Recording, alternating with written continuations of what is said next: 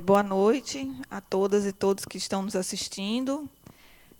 O tema de hoje no Pós-TV está sendo transmitido aqui da Casa Mundo, no Roja, é sobre o Estatuto Nascituro, o aborto legal e a Marcha das Vadias. Eu sou Mabel Dias, sou jornalista e faço parte da Marcha das Vadias. Meu nome é Maria Eduarda, eu sou do Espírito Santo, estou morando aqui em João Pessoa, ajudava a organizar a marcha lá. Cheguei aqui, conheci a galera e estou aqui, né? Porque o feminismo foi muito importante na minha vida. Eu sempre busquei fazer, a partir disso, trabalhos fotográficos e de intervenção urbana com essa temática. Então, conheci a galera da marcha e, a partir daí, estou nessa, né? Boa noite a todas e todos. Meu nome é Laís, sou integrante da Marcha das Vadias. Entrei agora, né, no feminismo, estou começando a me politizar. Já sou de uma tradição feminista, tenho muito orgulho disso. E é isso. Boa noite a todos os que estão assistindo e que estão aqui também. Meu nome é Ona, eu sou advogada, sou mestranda em Direitos Humanos aqui na UFPB e faço parte da Marcha Mundial de Mulheres. Boa noite, gente. Eu sou Flávia, eu estudo na UFPB, sou da Frente Feminista do Movimento Levante. Desde ano passado eu entrei e alguns integrantes estão ajudando a construir a Marcha das Vadias. É por isso que eu estou aqui nessa discussão tão importante. Bom, antes de começar a transmissão, a gente está esperando também a secretária de Mulheres, né, Socorro Borges, secretária da Prefeitura. E a gente estava conversando aqui justamente sobre como está o Estatuto Nascituro. E a ONA estava aqui explicando para a gente como é que está a tramitação no Congresso Nacional. Vou colocar em qual pé está, né?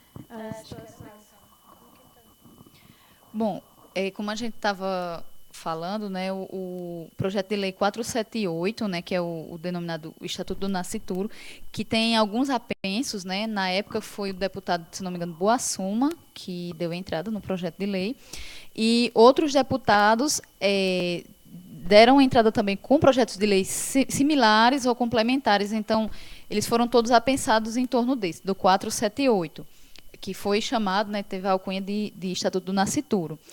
Ele é de 2007 e a tramitação dele já passou pela Comissão Família e Sociedade, se não me engano, posso estar equivocada com o nome, e lá ela teve uma emenda substitutiva do texto e passou recentemente pela Comissão de Tributação e Finanças e agora está na Comissão de Constituição e Justiça.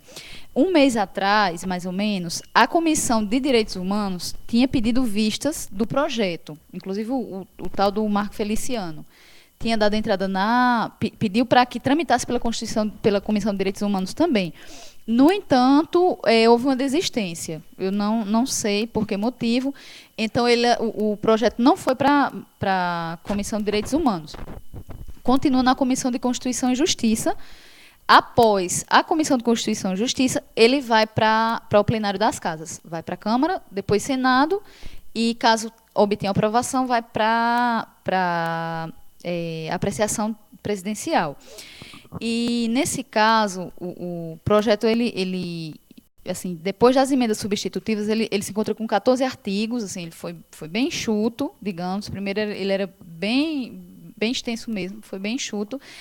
E agora é a comissão mais importante, a de Constituição e Justiça, porque ela é a única que tem um parecer que vincula. Se ela disser que não é constitucional, então ela já o projeto não tem mais tramitação. Ou então, pelo menos, aqueles artigos que ela diz que não são constitucionais. Se ela declara que é constitucional, continua a tramitação normalmente e vai para as casas, enfim, né? Para explicar um pouco sobre o Estatuto, né, do Nascituro também. Pronto. Assim, para trazer esclarecimento a algumas questões. Como eu disse, o Estatuto do Nascituro ele foi proposto em 2007, né, começou a sua tramitação, com esses outros projetos, vamos dizer, em torno dele, apensos. E, assim, falando um pouquinho do projeto inicial. O projeto inicial ele tinha coisas assim, tão aberrantes que ele era muito pior do que se tramita hoje. Por exemplo, o projeto inicial ele criava por exemplo, o crime de aborto culposo, que não existe hoje no Código Penal. Ele criava aborto, ou seja, se a mulher se acidentasse, abortasse, e se verificasse que ela não teve o devido cuidado quando estava se movimentando, quando estava andando, sei lá o quê, ela poderia vir a ser processada criminalmente por conta de um aborto culposo.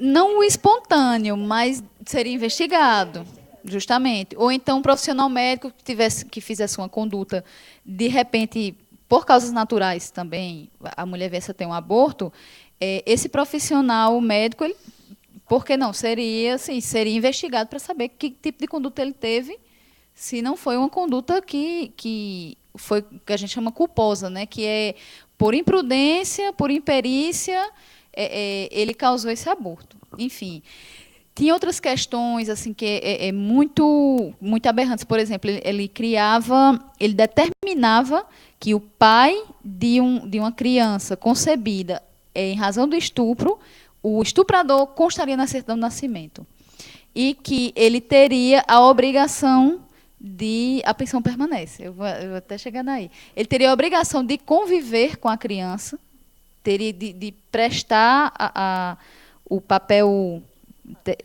paternal, exatamente, tem um papel paternal. E, por exemplo, criava também, no primeiro texto não existia claramente a questão de criminalizar o aborto, as formas que são legalizadas de aborto, que é a forma quando a mãe está em risco de vida ou quando a criança é concebida em razão do estupro. Não tinha isso expressamente dizendo que esses dispositivos estavam revogados. No entanto, tinha um dispositivo que dizia assim: o nascituro não pode sofrer nenhum tipo de agressão, preconceito ou ofensa, enfim, em razão de ato praticado por um dos genitores. Ou seja, que ato praticado por um dos genitores teria repercussão no nascituro? O estupro pelo genitor, né, pelo pai, né, que a gente não chama, pelo pai, entre aspas. Então, se entendia também que esse dispositivo ele eliminava essa questão do aborto humanitário, que a gente chama, quer dizer, a mulher vítima de estupro abortar. E que também outros dispositivos, por exemplo, ele dizia que o nascituro ele é igual a uma criança.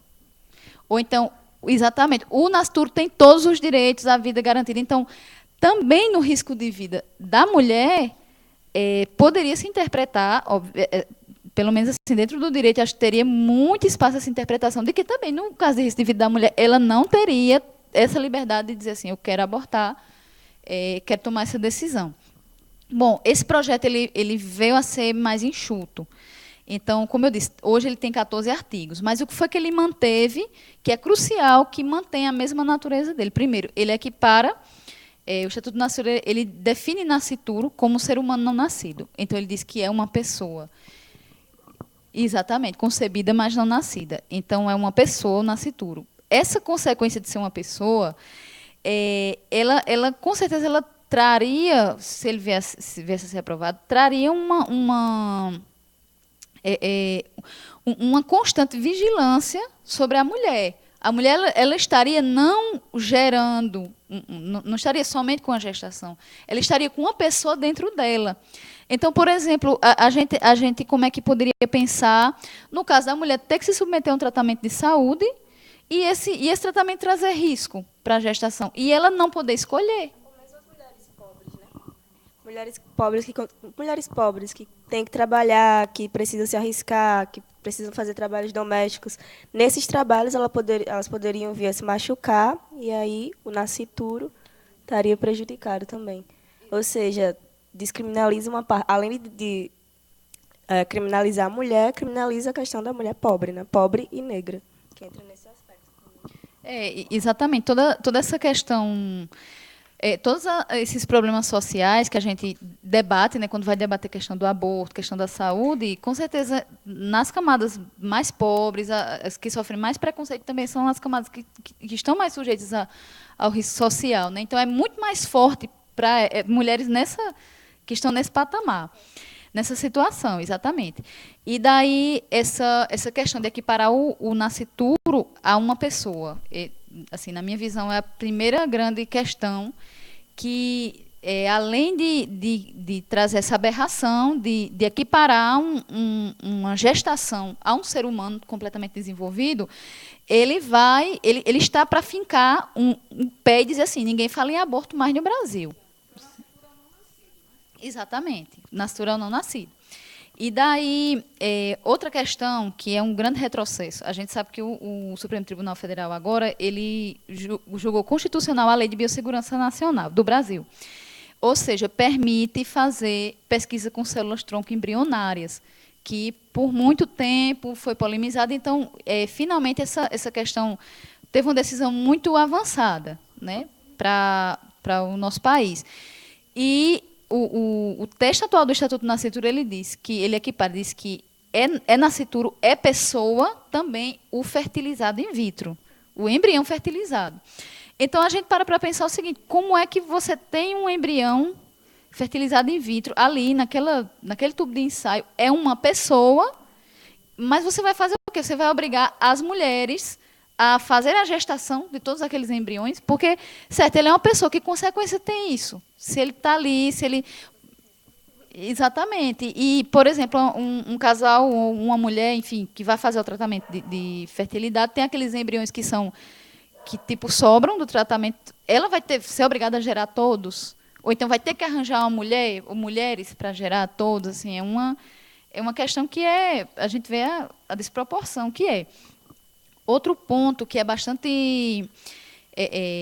que traz um retrocesso gigante, né, que é o ponto mais polêmico do Estatuto do Nascituro, é aquele em que ele diz que o governo...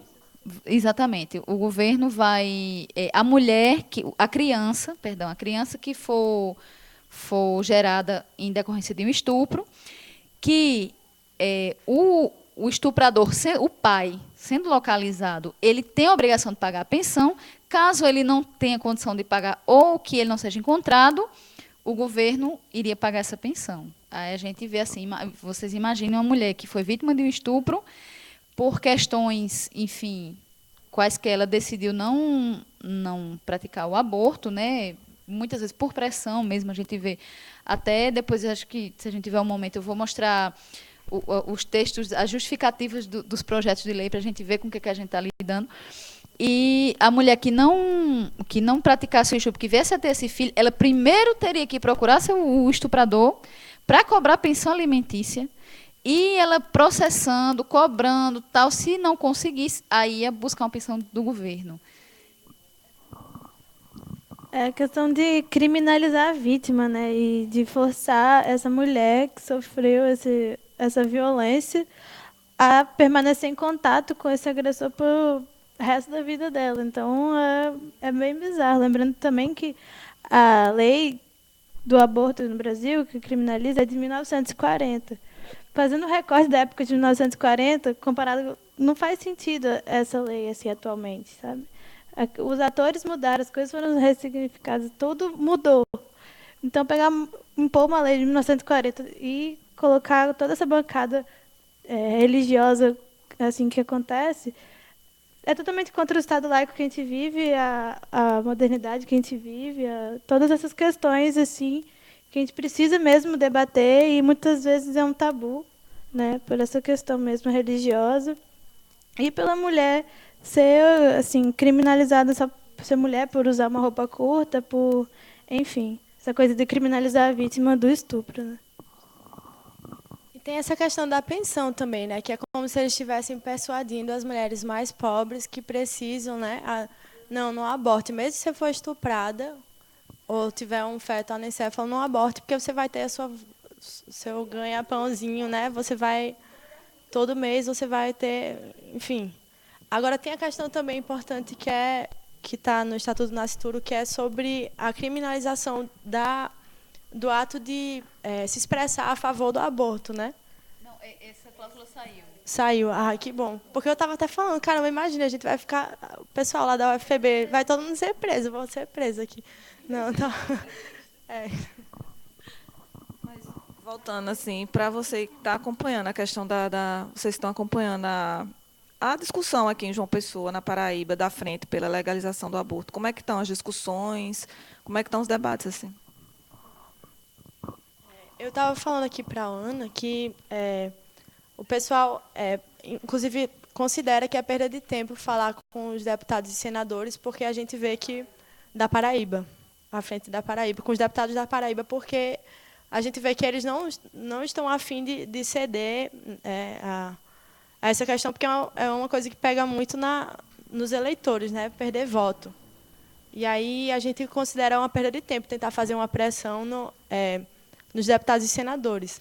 Mas a gente discutiu assim algumas ações na rua, né, para tentar, quando teve agora o ato da greve do dia 11, da greve geral, a gente tentou ver como tentar popularizar essa situação, né, do Estatuto do Nascituro para que as pessoas fiquem sabendo mais e que isso agregue mais pessoas, porque já representa um retrocesso a questão da descriminalização do aborto, né, porque a gente já é possível fazer aborto de feto anencéfalo, né, em casos de estupro também, e aí a gente tá lutando pela criminalização do aborto em toda situação e agora tem que retroceder.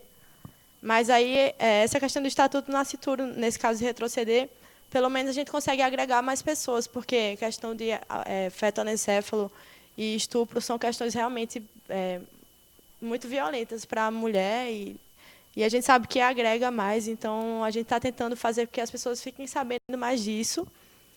E a gente também discutiu sobre a vinda do Papa, que dia 21, as Católicas pelo Direito de Decidir estão fazendo, que é um grupo grande, nacional, está dando a ideia da gente fazer faixas, né, em várias cidades do Brasil, em frente à catedral, para mostrar para o pessoal que existem questões como essas que, apesar do pessoal ter uma fé, que um dogma que isso não pode, mas que traz consequências sociais muito ruins. E a gente quer abrir o olho desse pessoal, principalmente para uma questão tão importante que está sendo tratada agora, um retrocesso tão grande como o Estatuto do Nascituro. E é isso, a gente tem problemas em lidar com os políticos, porque a gente vê que eles estão irredutíveis. Eu queria colocar uns dados, né, da Frente Paulista pelo fim da criminalização das mulheres e pela legalização do aborto, que quebram alguns paradigmas também do que a galera pensa, né? A maioria. Que a maioria das mulheres que abortam tem de 20 a 29 anos de idade, têm união estável, são católicas com pelo menos um filho e são usuários de métodos anticoncepcionais. Ou seja, métodos anticoncepcionais falham. Né? Então, você colocar a mulher na obrigação de ser mãe e não no direito. Né? Sim. Outra coisa é que em 2005 foram realizados 1.054.242 abortos. Dados do SUS. Né? Mais de 70% das mulheres que decidem abortar vivem uma relação considerada estável ou segura. Né? Porque tem aquela coisa de colocar o aborto... julgar a mulher, né, que faz o aborto, enfim. E mais da metade das mulheres jovens adultas que abortam declaram o uso de métodos, em particular a pílula.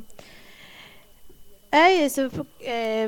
A mulher não tem a obrigação de ser mãe, ela tem o direito. E a mulher, os métodos contraceptivos falham. E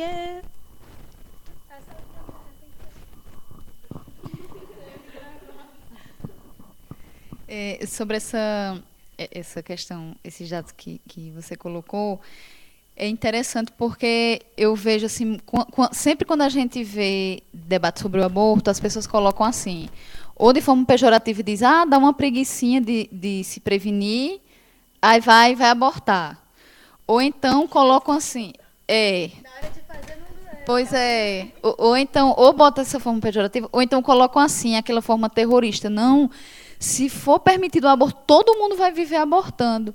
E assim, as pessoas que veem isso, na verdade, elas não conhecem a realidade de como é traumático uma mulher passar pelo aborto. Ora, obviamente é melhor que o casal se previna muito mais do que ter o transtorno de passar por um aborto, que é um método, assim, por mais que se adotem métodos mais humanizados, se desenvolva isso, mas é traumático, a mulher paga um preço fisicamente, né? Enfim, não é uma coisa fácil para dizer que todo mundo vai viver fazendo. É muito melhor se prevenir. Agora, na falha dessa prevenção, e aí, né, como você colocou, se falhar e é obrigado. Exatamente. E tem uma questão da responsabilização, como se assim. Gostou de fazer, na hora de fazer não achou ruim. Não, o sexo a pessoa tem que gostar de fazer. O ruim é se estiver fazendo sem gostar, né? Mas tem que gostar e não é obrigado a ser um transtorno, né? Depois. Lembrando que várias religiões várias religiões também criticam o uso de métodos como camisinha, enfim. E quem é o público atingido, né? Que chega, as mulheres mais pobres, né, normalmente. E que muitas mulheres vão parar no hospital por causa às vezes, umas tentativas não muito seguras de aborto. E no mesmo esse hospital, que era feito para ajudar, né, para cuidar dela, elas são maltratadas, né, sofrem psicologicamente. Já houve casos de uma amiga minha que estava sangrando muito, doendo muito e tal. Foi espontâneo, inclusive. Mas estava doendo, eu estava sofrendo. Aí de ouvir coisas tipo, na hora de fazer não doeu, agora fica gritando, sabe? Não tem nenhuma humanização no trato com essas mulheres. Era isso que eu ia dizer. Até em caso de aborto espontâneo, né, a mulher não tem culpa nenhuma, mas no sistema de saúde, o pessoal lá nos hospitais teima em colocar a culpa na mulher mesmo, né? É incrível como a saúde da mulher vem em último lugar mesmo. Agora, com o Estatuto do Nascituro, né, sempre foi a mulher veio por última, e agora até o Nascituro, né, que às vezes há anencéfalo que nem vai ter uma vida, enfim, uma vida da mulher já consolidada e tudo mais, é relegada a terceiro plano. Informar para quem está assistindo a gente agora, que acabou de chegar aqui no estúdio, na Casa Mundo, a secretária de Mulheres da Prefeitura, Socorro Borges. Seja bem-vinda e boa noite. E se apresente aqui, fale um pouco. O tema é sobre aborto legal, o Estatuto do Nascituro e a Marcha das Vadias, que esse ano está trazendo como pauta o tema do Estatuto do Nascituro, né? Boa noite para todo mundo, para vocês. Eu cheguei agora porque estava numa outra atividade, mas estou aqui para dialogar sobre essas questões que vocês estão colocando. E eu sou Socorro e estou na Secretaria de Política para as Mulheres do município.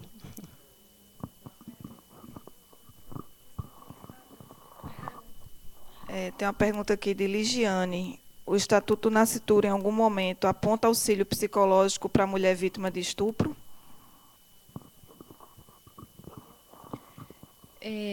Bom, dentre as cláusulas, ele diz que ele fala de um acompanhamento que deve ter a mulher e a criança vítima de estupro, que deve ser oferecido pelo sistema de saúde, inclusive que a criança... Que aquela gestante, ela tem prioridade absoluta, aliás, aquele nascituro, né, ele não se refere nem à gestante, se refere ao nascituro, tem prioridade absoluta no atendimento à saúde, enfim, todo o acompanhamento pré-natal e também na assistência psicológica, sim, né? Agora, é interessante observar, exatamente, é interessante observar no Estatuto do Nascituro, quando a gente lê, a gente só vê referência ao nascituro. A gente não vê uma ou outra referência à mulher quando não é possível que mulher não conste no texto, né? Então, para a gente ver, é mais ou menos assim, a mulher como incubadora mesmo desse nascituro, né? Inclusive, eu queria trazer à tona aqui para o debate um texto muito bom, que acho que vocês já leram, que é da Débora Diniz, que é uma antropóloga que fala o Estatuto do Nascituro e o Terror, né? Então, ela fala algumas coisas que foram colocadas aqui, mas uma das coisas que eu queria destacar é isso que a Ana falou, de se a mulher, né, até uma menina, se ela for estuprada, acredito que fala disso, acho que depois você puder esclarecer também, se ela for vítima de violência sexual, mas se ela engravidar, mesmo que ela venha ter problemas mesmo que ela tenha sobrevivido ao parto, ela não é mencionada no Estatuto, mesmo que ela seja violentada, é isso que você falou.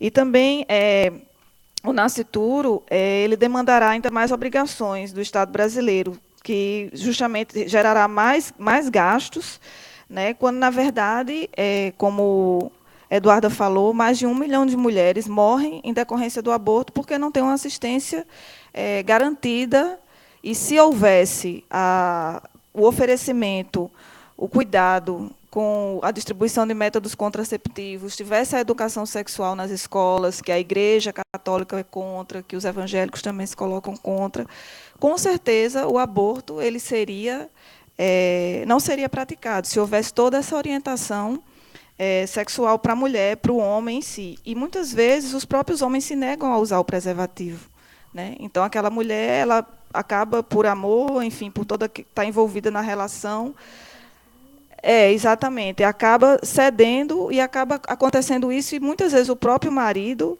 o próprio namorado, enfim, a obriga a fazer o aborto. Muitas vezes ela faz a contragosto.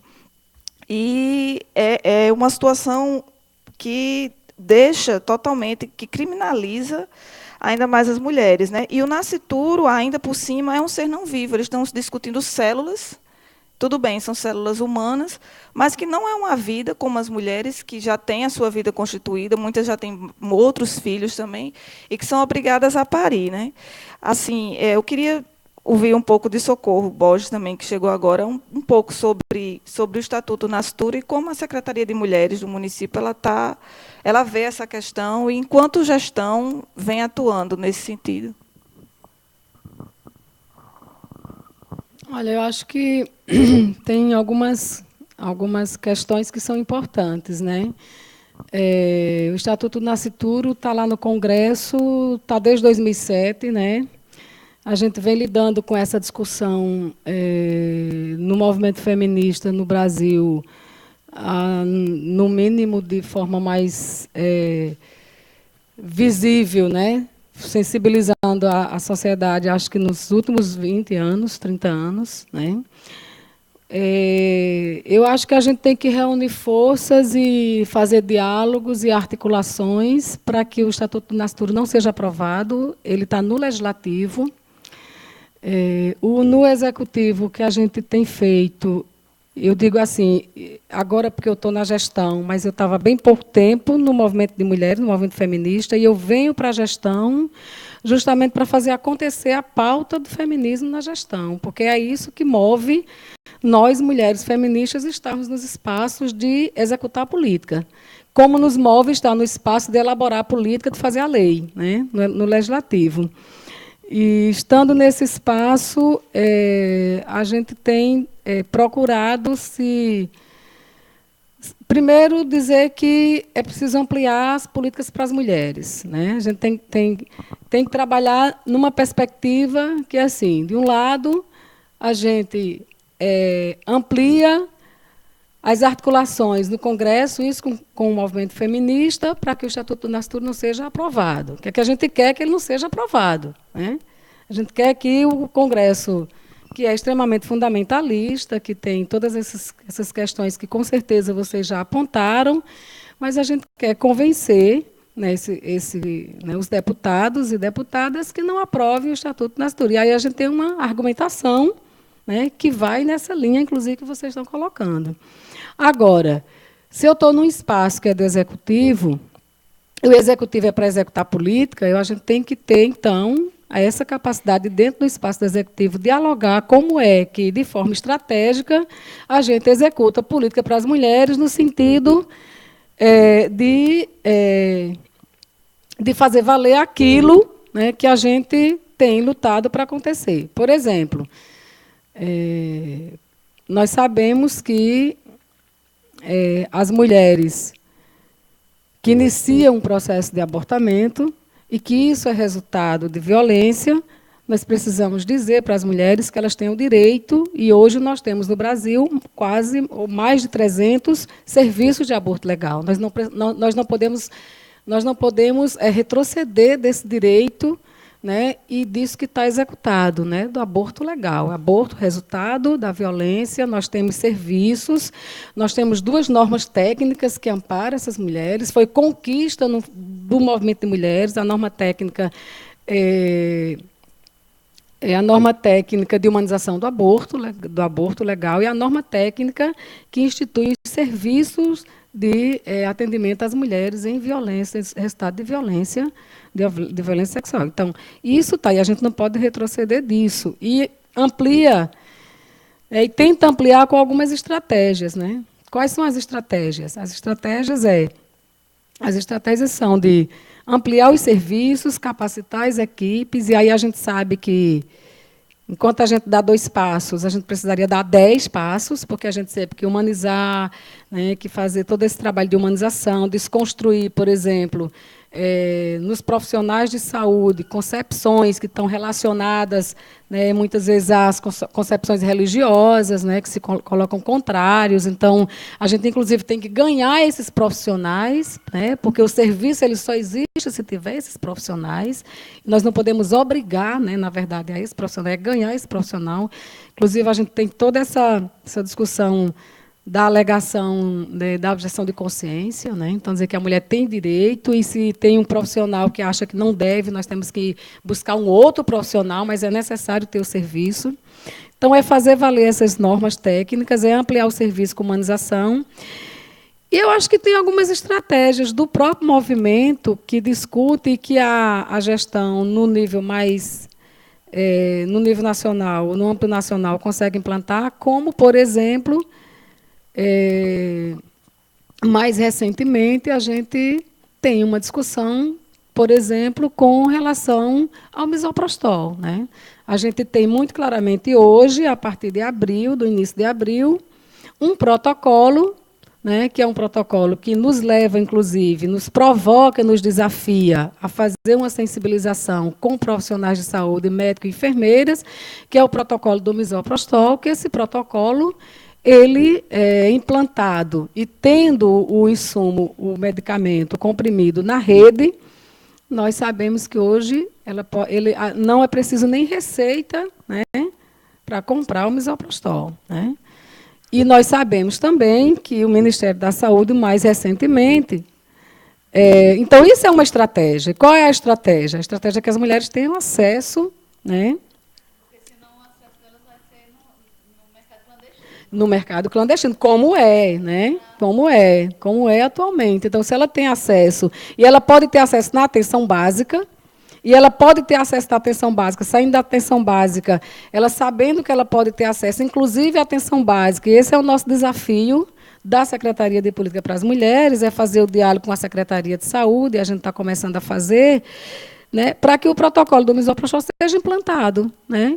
Porque a gente já tem o medicamento, o insumo, na rede básica, mas a gente quer que todas as mulheres saibam que ele está lá. E quando ela precisar para fazer uma... para usar, né, esse medicamento para evitar uma gravidez que não é uma interrupção da gravidez, isso não é aborto, gente, né? De forma nenhuma se pode pensar dessa forma. Então, esse comprimido misoprostol que é utilizado para uma relação desprotegida, né, ele pode, inclusive, evitar que a mulher tenha uma gravidez, porque ele é tomado nas 72 horas, nas primeiras 72 horas, né? E que é a pílula do dia seguinte, exatamente. Então, se você tem uma relação desprotegida, né? E nós sabemos que muitos das mulheres que engravidam, elas engravidam numa situação dessa, né? Que a gente, inclusive, tendo acesso, né? E está aí no protocolo, né? E isso é uma estratégia. E essa é uma estratégia que a gestão precisa assumir. Como é uma estratégia também, por exemplo, uma cartilhazinha pequenininha, não sei se vocês conhecem, que o Ministério da Saúde mais recentemente lançou, como utilizar, fazer uso do misoprostol, né? Eu tenho uma pergunta sobre o tema. Eu não sei se poderia ser uma sugestão, uma dúvida, porque assim, você também milita na saúde, né, no movimento da saúde. Uma coisa que eu observei, a esposa do meu tio recentemente teve um filho, e assim, na maternidade, lá em Cajazeiras, no caso, os homens não podem acompanhar as mulheres. E aí, assim, ele não pode nem entrar, eles ficam na recepção, no máximo. E tem uma conhecida minha, passou por um aborto espontâneo, e aí buscou a Cândida Vargas, né, para fazer a curetagem, enfim. E também o companheiro dela não pôde ficar com ela, ela ficou só. E assim, eu observei que nessas casas de saúde, maternidade, tudo que se lida com a questão de reprodução, ficam só as mulheres, os homens não podem entrar, assim, são proibidos. E eu até perguntei se era uma norma sanitária, mesmo que fosse antiga. Não, não é. E aí eu queria saber se é possível, se existe algum movimento que abra esses espaços para, no caso, os companheiros acompanhem, deem suporte, porque os homens já participam muito pouco. E ainda mais uma instituição determinando que aquele espaço só é das mulheres, aí é que desliga totalmente os homens de qualquer responsabilidade, interesse, acompanhamento. Até mesmo os companheiros que dizem, não, eu quero ficar aqui, quero acompanhar, seja tendo um filho, ou seja num momento como esse, de perda de um filho. Mas não, eles ficam do lado de fora. Eu não sei o que é que existe nesse sentido, assim, até em termos de movimento de saúde mesmo. Então, tem duas situações, né? Uma que não é recente, eu acho que, se eu não me engano, foi uma lei. Eu não vou citar o nome porque eu não vou citar o ano que eu posso me enganar.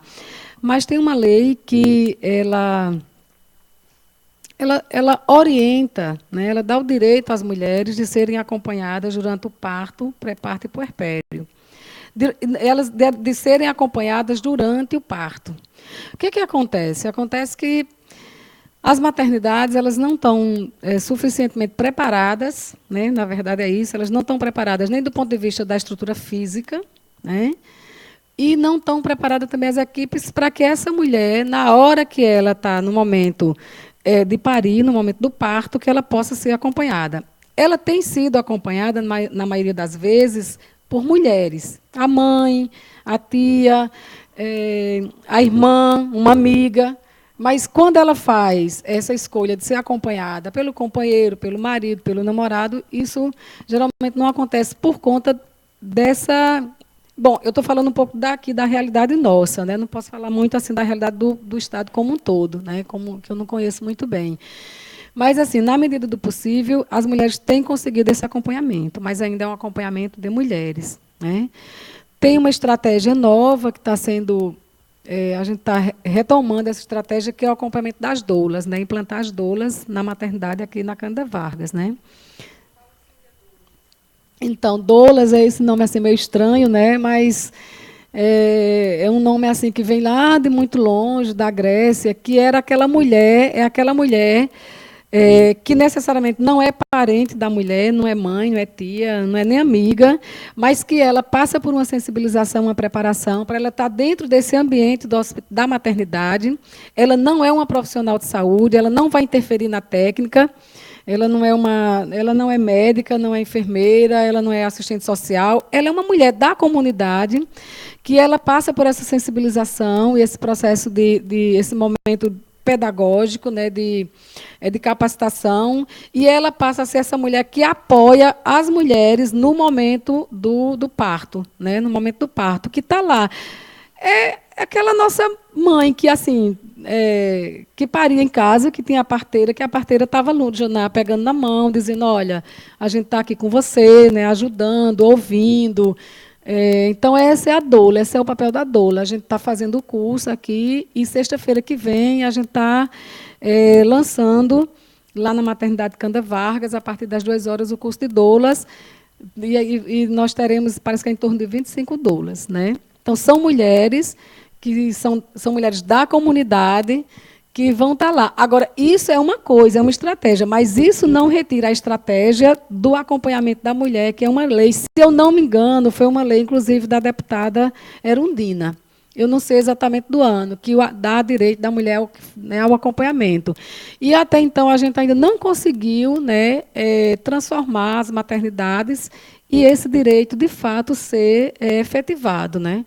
Tem uma proposta aqui em João Pessoa, que é o Hospital da Mulher, e eu acho que a gente não pode prescindir desse momento, né? Então, eu acho que é, inclusive, uma tarefa, um desafio de que a gente não pode prescindir desse momento de que as mulheres tenham Mas na maioria das maternidades, assim, não conheço a realidade específica de cada uma, mas a gente sabe que é bem difícil que as maternidades recebam e que deixem, inclusive, os homens, os companheiros delas, os maridos ou os namorados, ou quem seja, né, que está junto, que ela escolheu para estar. Né?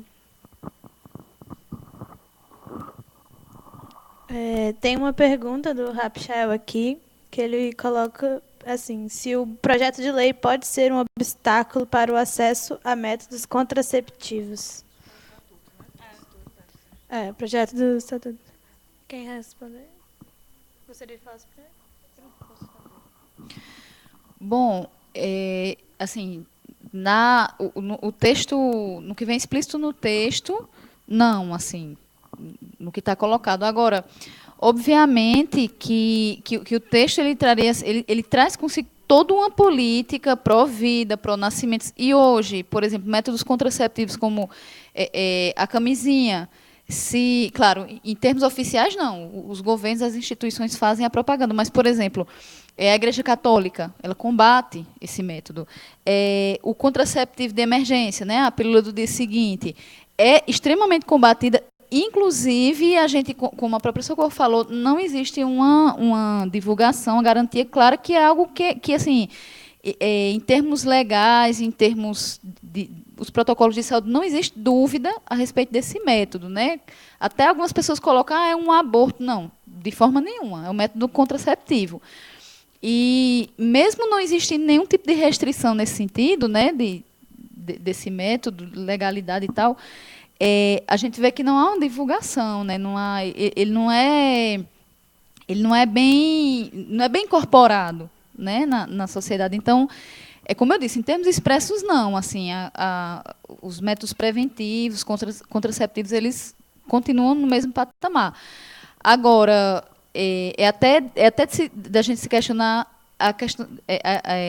a necessidade de divulgação maior ainda dos métodos contraceptivos e do acesso de mulheres e homens a esses métodos, ao anticoncepcional, não só a camisinha, mas também o anticoncepcional, enfim, que cada casal, ou cada mulher, cada homem, possa escolher com liberdade um método que venha a ser eficaz e seguro. Né? E a gente é muito pouco divulgado. Inclusive, campanha da questão da camisinha, a gente só vê nas grandes festas. Quando tem carnaval, quando tem festa disso, daquilo, como se as pessoas só fizessem sexo casualmente ou com um companheiro já, enfim, quando fosse em festa, né? Que é totalmente fora da realidade. Alguém quer fazer alguma colocação? Eu queria colocar umas perguntas assim que às vezes até a gente já sabe a resposta porque a gente já tem uma formação, já tem um diálogo sobre esses assuntos, mas que ainda são também paradigmas, né, para muita gente. São duas que são complementares, mas é assim: a legalização aumenta o número de abortos? E com a legalização, todas as mulheres vão fazer aborto? Quem queria falar comigo?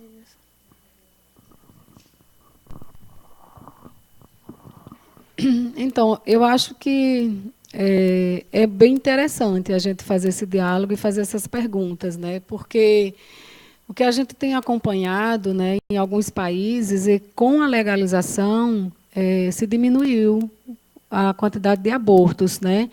Porque com a legalização, uma mulher que faz um aborto, né, e ela sai dessa perspectiva de fazer um aborto inseguro, né, ela vai para o hospital, ela tem uma equipe, a equipe recebe, conversa com essa mulher, conversa com seu companheiro, seu parceiro, seu namorado ou seu marido, inclusive tem a oportunidade de fazer vários diálogos, né?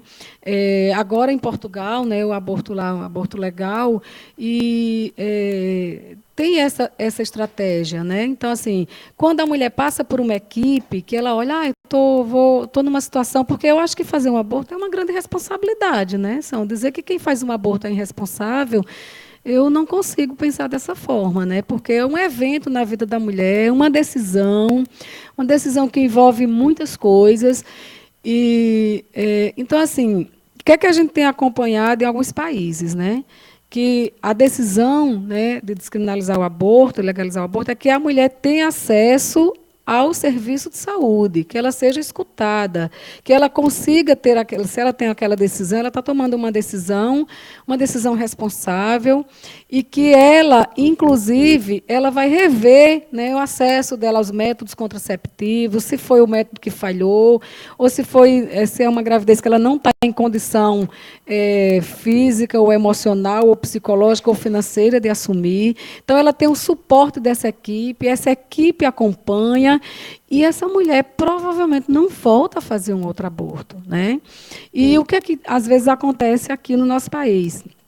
Embora a gente tenha diminuído um pouco a morte, né, a mortalidade das mulheres por aborto, mas a gente sabe que o aborto seguro ainda causa muitas mortes. Ela é a quarta causa de mortalidade materna, né?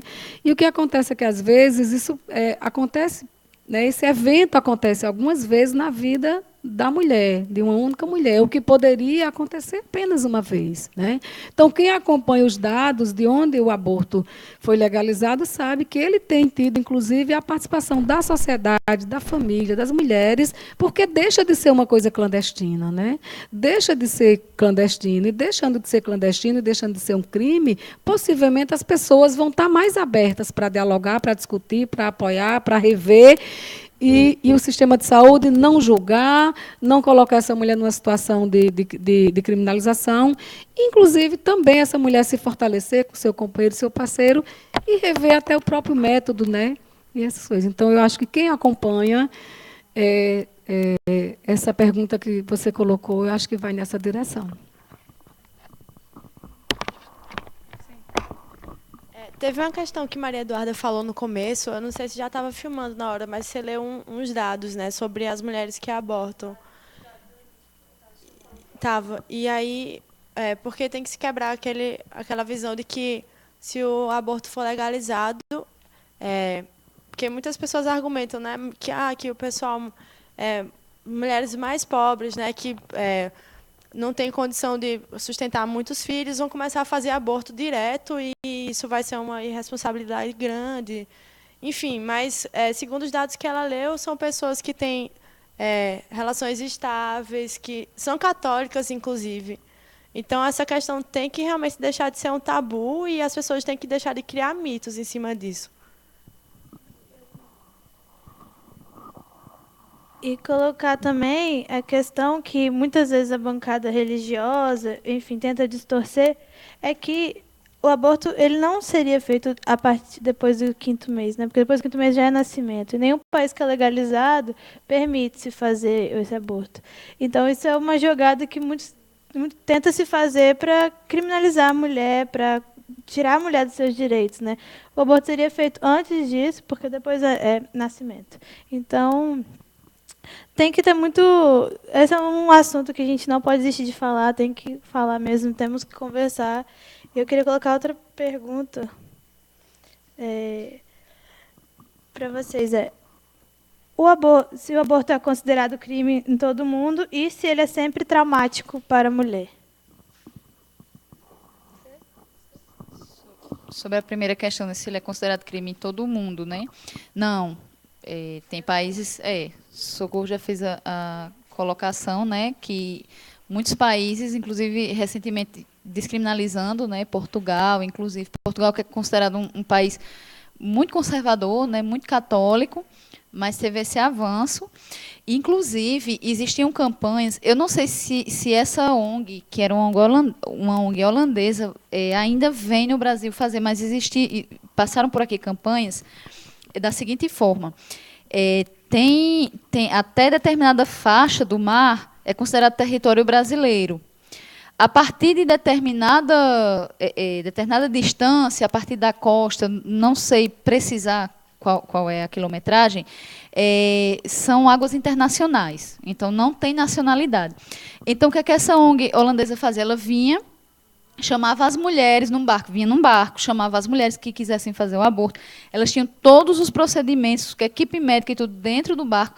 As mulheres entravam, elas iam para as águas internacionais, faziam o aborto, não pode ser criminalizado, não pode ser penalizado, voltavam, as mulheres faziam o aborto seguro, com toda a assistência médica, e voltavam para cá, né? Então, essa foi uma estratégia. onde, assim, eu não sei como elas faziam, se, por exemplo, se elas tinham contato no Brasil primeiro, que fazia esse cadastramento, sabe? Eu não sei como elas convocavam essas mulheres, né, que tivessem interesse, se era através de ONGs intermediárias, por exemplo, de algum outro movimento. Mas, assim, elas tinham a época de via todo ano, inclusive, e aí tinha protesto e tal, mas, assim, eu não sei se elas continuam vindo, mas isso não só no Brasil, se fazia em todo o mundo, todos os países em que pudesse ter esse acesso pelo mar, né? Ia para águas internacionais, pronto, estava resolvido o problema jurídico. Sobre a questão do trauma lá? Não.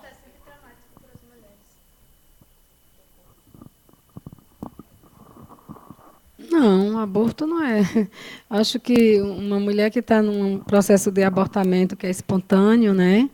Acho que a gente precisa ver todas as situações, né? Sim.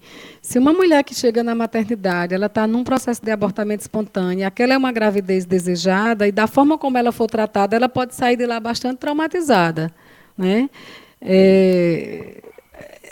Então, assim, mas assim, se tratando do aborto, porque às vezes até pode se confundir, como, né, assim, tem essa questão muito forte do aborto, tal, às vezes até as mulheres estão num processo de abortamento espontâneo, né, e ela chega e, né, não dá nem tempo de dizer, olha, é uma gravidez que eu desejo, tal, e estou no abortamento, e às vezes a mulher sai traumatizada. Isso é uma questão que a gente tem, né, na medida do possível que a gente pode, tem conversado bastante sobre isso, né? E o aborto, eu acho que se a mulher está, né, se ela vem preparada, se ela é respeitada, se ela passa por uma equipe médica, se ela faz um procedimento, né, que é um procedimento, por exemplo, uma mulher que sofreu violência e que ela tem o direito de fazer uma interrupção, ela não pode ser revitimizada e sair desse lugar traumatizada.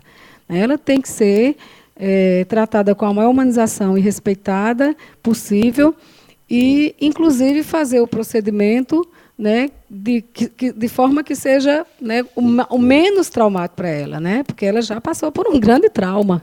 Né? Então, que seja o menos traumático, de orientar, de informar, de falar o procedimento, de dizer o que está fazendo.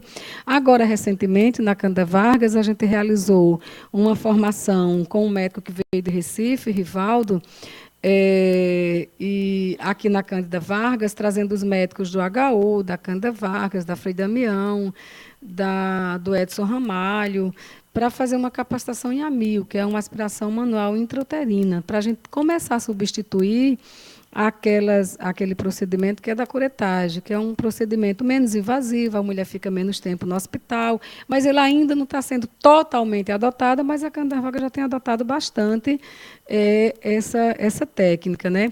Agora, eu acho que a gente tem que ver também que o trauma pode ser não só do ponto de vista físico, mas psicológico, e acho que é esse que a gente tem que evitar, né, que a gente chama do aborto inseguro, a mulher está no processo de abortamento, né, e que ela tem o direito de ser recebida no hospital, na maternidade, ela está amparada pela norma técnica de humanização do aborto, ela está num momento que a gente diz, né, que a gente fala do aborto inseguro, porque isso pode ocorrer, né, um trauma, uma hemorragia, talvez a morte, e a gente pode tratar isso de outra forma. Essa mulher pode ser recebida, pode fazer o procedimento, né, ela pode ter iniciado um processo em casa, né, e a gente quer que essa mulher saia sem nenhum trauma de nenhum hospital e de nenhuma maternidade.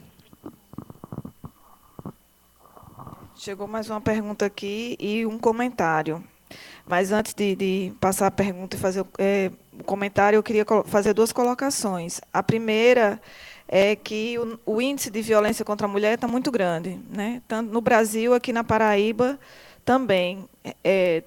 Tem vários casos que não tem solução. Um deles é de Rebeca Cristina, que foi assassinada há 2 anos, que foi estuprada e foi assassinada, e até hoje ninguém sabe quem foi que fez isso. Né?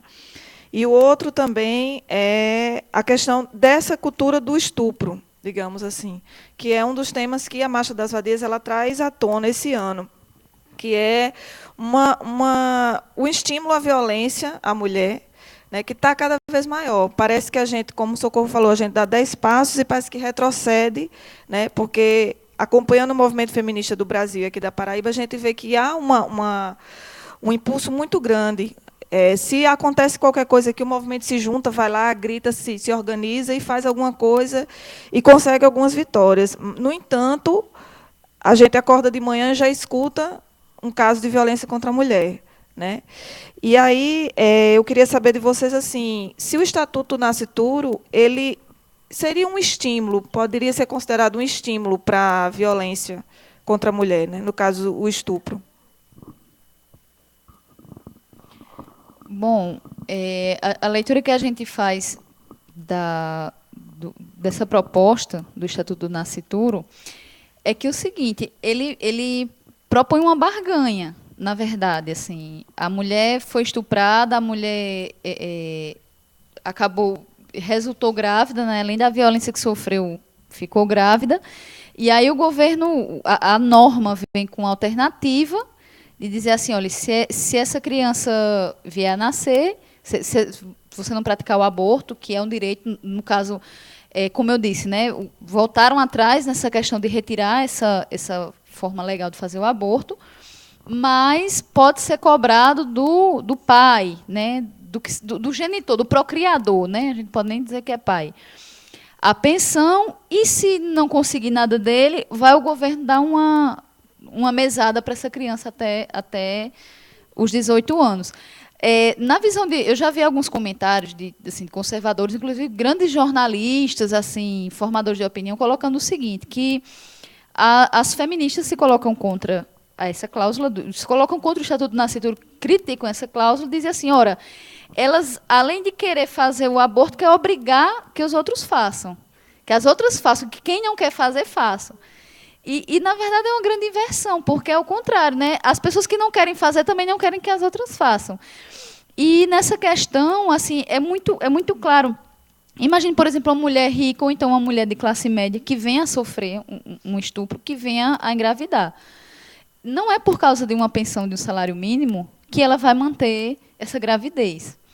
Agora, quando chega para uma mulher pobre, que foi brutalizada, que vive já numa situação tremenda, é culpabilizada, tem toda uma questão, essa questão de uma pressão religiosa, eu acho que é muito mais forte também, né? Assim, enfim, chega ainda com essa, olha, essa criança vai ter direito a uma pensão. Isso é mais forte, esse argumento é mais forte para uma mulher que já está numa situação de marginalização, de brutalidade, de violência muito maior. Então, a gente compreende, interpretando essa cláusula, que ele está propondo uma barganha, sabe? Quer colocar de lado a questão da violência, do trauma, e está barganhando. Porque muito melhor seria uma norma que trouxesse muito mais garantias às mulheres vítimas da violência, trouxesse muito mais apoio, uma estrutura que existe, no papel existe, a estrutura para dar acompanhamento e apoio à mulher, mas que viesse realmente a pôr em prática. Isso era muito mais importante. E aí, quando a gente vai ver o sentido que a norma tem, muitas vezes a gente no direito só quer ler aquele papel que está lá. Pronto, isso aqui é isso, e no máximo a gente faz uma interpretação de um parágrafo com outro, para compatibilizar. E, na realidade, a gente tem que ver todo um histórico. Por exemplo, no outro dia eu estava no espaço com a Frente Feminista do Levante e eu levei as justificativas dos projetos. Os deputados, quando deram entrada... Exatamente. Os deputados, quando deram entrada, eles tinham as justificativas. E, assim, eu não acreditava que eu estava lendo textos daquele. Tinha um texto de um deputado que colocou da seguinte maneira... quando ele trouxe a questão de dar as garantias para as mulheres que não... primeiro, proibir o aborto da gravidez e resultante de estupro e as garantias que seriam oferecidas à mulher. Aí tinha uma alegação do seguinte, que as mulheres o estuprador ele não sofreu pena de morte, no entanto, a criança está sofrendo a pena de morte. O que não foi feito contra o estuprador foi feito contra a criança. E o médico que faz o aborto, ele é mais criminoso do que o estuprador. E ele colocou um exemplo que eu achei mais chocante, que nessa justificativa, depois a gente tiver um momento, eu gostaria de ler, porque é bem para a gente entender o que está por trás dessa lei. tem um momento que ela coloca assim, que ele traz a história de uma menina de 11 anos que foi abusada sexualmente, que engravidou, e que os pais acionaram a justiça para fazer o procedimento de aborto. E aí vieram movimentos e mais movimentos, não faça, arranjar até pais adotivos. E foi uma coisa que foi retardada. A criança veio fazer esse abortamento já num estágio até um pouco avançado da gravidez. E aí esse deputado foi descrever como acontecia esse aborto, né? Que arrancou os bracinhos, que arrancou querendo trazer toda essa expiação. E aí ele disse que o médico que fez esse aborto era mais criminoso do que o estuprador. Né? A gente não acredita em ouvir uma coisa dessa. Em outro projeto de lei que estava em apensa ao Estatuto do Nascituro, quando ele cria a penalidade para as mulheres que viessem a fraudar, fingir que foram estupradas para pedir essa pensão do governo. Quer dizer, no lugar de proteger a mulher, cria mais um crime. Né? A mulher que sofresse o estupro, que viesse a solicitar mesmo, ia estar constantemente vigiada. Qualquer mulher que pedisse isso ia estar sob suspeita. Quer dizer, olha só tudo que tem por trás e dizer, não, porque ia começar uma série de fraudes das pessoas querendo receber mais essa bolsa, mais esse benefício por parte do governo. Então, a gente vendo essa intencionalidade, a gente vê claramente um controle sobre a questão reprodutiva da mulher, uma forte ideologia religiosa, que não é a religiosidade que as pessoas querem vivenciar, mas sim uma religiosidade de dominação, né, que não se conforma em que seja uma vivência pessoal, quer se achegar ao Estado e ter sua mão através do Estado. E a gente conhecer essas justificativas é muito importante nesse sentido, né, para a gente não ter também a mínima condescendência com esse projeto, né, também. Eu queria dizer que afora esse sentido mais direto, né, de criminalizar o médico mais do que o estuprador, tem também a questão do texto, por exemplo, né, que pouco fala da mulher. E toda essa questão religiosa, eu acho que isso é um problema muito grande porque reafirma o machismo, até o machismo menos direto que a gente vê no dia a dia. E isso, por si só, já incita, já estimula a cultura do estupro. Então, assim, tem todas as questões subjetivas que são importantes e precisam ser tratadas. E também, assim, acrescentar que é uma maternidade forçada, né? Você tá sendo forçada, né? É uma maternidade forçada e é uma paternidade não aceita, né? Porque a mulher não optou por decidir gerar com aquela pessoa, né? Além da violência, né? Então, a maternidade forçada é uma paternidade que, na verdade, ela não existe, né? Eu penso que ela nem pode existir, nem deve, nem tem como, né? E eu acho que vai penalizar, né, as mulheres pobres, as mulheres mais pobres, as mulheres têm um apelo muito muito forte, né, apelo religioso, o apelo financeiro, né, o apelo das mulheres tomarem essa decisão, e eu acho que isso sim pode gerar uma cultura muito mais grave, né, de violência, de naturalizar a violência contra a mulher, né, assim, vai e se aconteceu, estupra, faz e aí a gente resolve com uma bolsa estupro, porque na verdade não é nem uma pensão, né, é uma coisa mínima, né, está se propondo que é mínimo, para isso. Então, eu acho que é muito grave, né? Eu acho que é muito grave o Estatuto do Nascituro. Eu acho que todas nós devemos fazer esses debates e trabalhar na perspectiva de que, de fato, não seja aprovado. Né?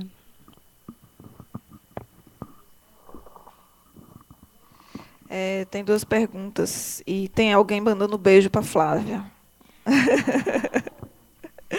Um tanto eu. Mariana Davi pergunta como o movimento feminista pode interferir institucionalmente para impedir a aprovação do Estatuto do Nascituro. E Rapchael, que acredito que é Bruno, né? Sempre presente. Como andam as articulações dos movimentos feministas para tentar barrar a tramitação do projeto do Estatuto do Nascituro?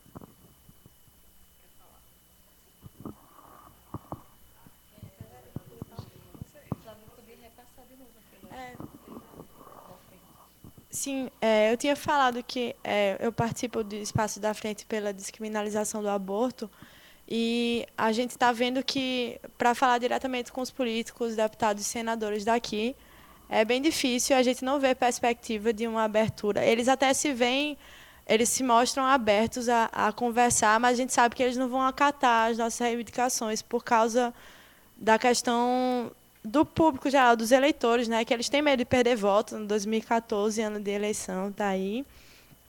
E a gente viu que a melhor estratégia seria conseguir tornar mais conhecida nessa questão do Estatuto do Nascituro, para que as pessoas possam tentar se mobilizar e ver aí no futuro. Inclusive, vai ter um encontro da Marcha Mundial das Mulheres em agosto, e vão vir pessoas do mundo inteiro, é um encontro internacional. E a gente estava até pensando, né, a questão do aborto vai ser uma pauta bem explorada nesse encontro, e como até em tratados internacionais o Estatuto do Nascituro é um retrocesso grande, né, para o Brasil internacionalmente. A gente estava tentando trabalhar essa questão de fazer com que esse encontro internacional seja importante para trazer uma pressão externa acerca do Estatuto do Nascituro e da legalização do aborto. E a gente está tentando trazer mais coisas mais impactantes, né, como a vinda do Papa agora, as Católicas pelo Direito de Decidir, que é uma rede de mulheres, pediram que a gente fizesse uma faixa, né, elas estão cedendo recurso para a gente fazer uma faixa, para pedir para o pessoal atentar para essa questão, que é um problema muito grande, um retrocesso muito grande, que traz consequências sociais muito ruins. E a gente tem que mostrar que, por mais que o pessoal seja religioso, fundamentalista, mas tem que ver esse lado que realmente escanteia as mulheres, traz vários problemas maiores, alimenta a cultura do machismo e do estupro. Enfim, essa questão da articulação política está difícil, mas a gente está tentando fazer com que as pessoas fiquem cada vez mais cientes sobre o absurdo que é o Estatuto do Nascituro.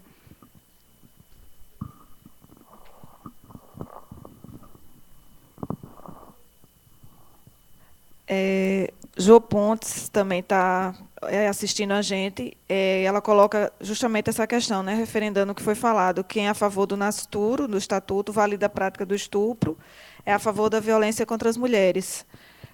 Socorro Borges vai precisar sair agora.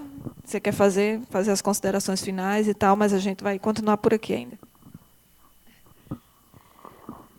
Quero agradecer, né, de estar aqui conversando com vocês e sabendo que tem outras pessoas ouvindo, interagindo e dialogando. E acho que reforçar isso, né, dizer isso, né, no espaço que a gente está, que é a gestão, fazer trabalhar todo dia para implantar as políticas para as mulheres, né? É o que sai das conferências, né, o que as mulheres estão querendo. E o que a gente tem compromisso, né? E eu acho que com a questão do nascituro aí é muito, muito claro, muito escuro, como diz o movimento negro, né? É fazer com que a gente tenha articulações no Brasil e se amplie para que, de fato, não seja aprovado, né? Tá, uma boa noite para todo mundo. Obrigada. Um beijo para vocês.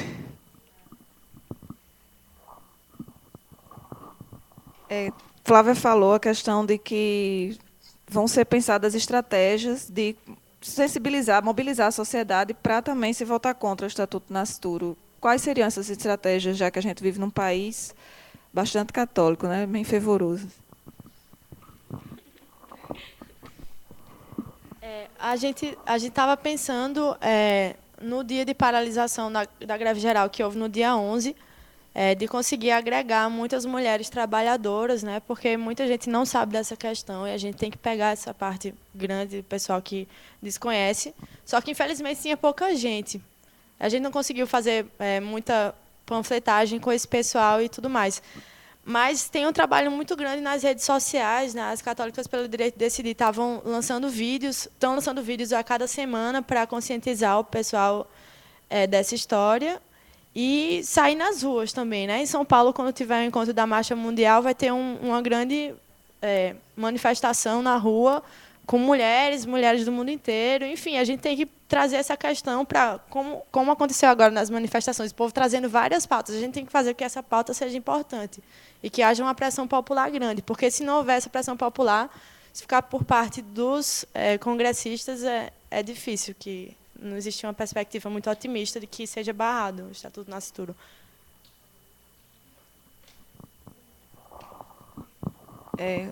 Uma afirmação foi colocada também aqui por Garota Psicose, né? Adoção e banco de esperma demonstram que não há ligação obrigatória entre espermatozoide e paternidade, né? Uma questão que, no movimento feminista, a gente sempre fala de maneira informal, é que não se fala sobre a masturbação, né? Os homens desperdiçam tantos espermatozoides ali, não seriam células também, não seriam seres humanos, então porque não seriam nascituros. Então, acho que eles deveriam ser criminalizados. A gente vê que a sociedade, como o Fábio falou, é bastante machista, e a mulher, parece que a gente está voltando à Idade Média, né? A gente é morta, é estuprada, e agora a gente não pode engravidar se quiser, não pode ter a liberdade que a gente queira e tal. Tem uma pergunta aqui, quebrando a fala. Por qual motivo alguns países que é permitido abortar estão querendo voltar atrás com essa decisão? Procede. Bom, eu só sei o caso dos Estados Unidos, né, que lá também o Código Penal ele é por estados. Assim, eu não me aprofundei na questão. Agora, o que a gente vê, por exemplo, no caso dos Estados Unidos, é uma onda conservadora que existe lá. Eu não sei dizer se o processo, na verdade, foi uma tentativa de uma emenda à Constituição Federal para proibir os estados, né, de legalizar o aborto, né, porque tem Constituição Federal lá, ela pode determinar aquilo que pode constar no Código Penal. Cada estado tem um Código Penal, diferentemente do Brasil, que o nosso Código Penal ele emana do Legislativo Federal, né? Os estados não legislam sobre direito penal, nos Estados Unidos não. Agora, o pouco que eu entendo dessa questão americana é por conta dessa onda conservadora mesmo. Por exemplo, a onda conservadora tentando reverter a questão do casamento homoafetivo. A gente pensa que uma coisa não tem a ver com a outra, mas tem. Tem toda uma raiz no patriarcado, nos costumes conservadores. E, inclusive, teve um estado, eu não sei se foi a Califórnia, eu não sei qual estado foi recentemente, que a lei que garantiu o casamento gay, ela foi declarada constitucional, e aí foi realizado, após vários anos suspenso, o primeiro casamento gay depois dessa suspensão. Então, eu acredito que essa mesma onda conservadora é a onda conservadora que está tentando reverter a questão do aborto. Mas que os países que avançaram nisso, inclusive, é uma recomendação, tanto da Organização Mundial de Saúde, assim, tem, e também dos pactos de direitos humanos. Não é dizer assim que os países tenham que legalizar o aborto, são obrigados, mas é algo já, em termos de legislação internacional, é algo muito bem consolidado, que os países têm que avançar na questão dos direitos reprodutivos da sua população, das mulheres, que os países têm que avançar na questão de garantias à saúde da mulher e de garantias ao controle de natalidade. E isso, trocando em miúdos, quer dizer que tem que investir na questão de métodos anticoncepcionais, tem que investir na questão da conscientização e também tem que investir na questão do aborto legal e seguro. Isso é dado na legislação internacional. Então, assim, como eu disse, da pessoa que fez a pergunta, eu não conheço, fora esse exemplo que eu dei dos Estados Unidos, não conheço outros casos. Posso estar ignorante nesse aspecto, né? Posso até estudar e depois trazer um retorno. Tem mais 2 perguntas aqui. Várias mensagens de apoio também. Obrigada, Eduardo. Se o homem engravidasse, o aborto já teria sido legalizado. Tem até uma frase que é: se o Papa engravidasse, o aborto seria legal, né? Tem uma pergunta de Júlia de Arruda Rodrigues e de Maíra Porto. A ação é pública e incondicionada. Júlia também é da área do direito, aí vocês que é ação pública incondicionada, para explicar aí. E toda mulher que sofrer aborto, mesmo espontâneo, será investigada. Acho que você falou, mas como ela está chegando agora, acho que... E a outra pergunta é se o Estatuto Nascitura ele foi inspirado em algum outro estatuto de outro país. No caso, ela fez uma afirmação ou fez uma pergunta se a ação é pública incondicionada? Uma afirmação. Porque eu acredito que conste nos crimes dolosos contra a vida. Assim, direito penal não é minha área, né, vale ressaltar, mas porque assim, dentro do direito penal existem as ações que são públicas e privadas. Aí tem as públicas condicionadas e incondicionadas. Como assim?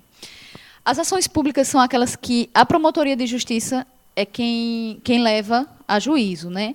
São determinadas as ações públicas para aqueles crimes, para aquelas ofensas que são mais relevantes para a sociedade. As privadas, as ações penais privadas, são aquelas levadas pela própria vítima. Então, por exemplo, se você é vítima de um furto, o furto é contra o seu patrimônio, você não sofreu violência, foi alguém que levou alguma coisa sua, você vai optar por buscar a justiça ou não.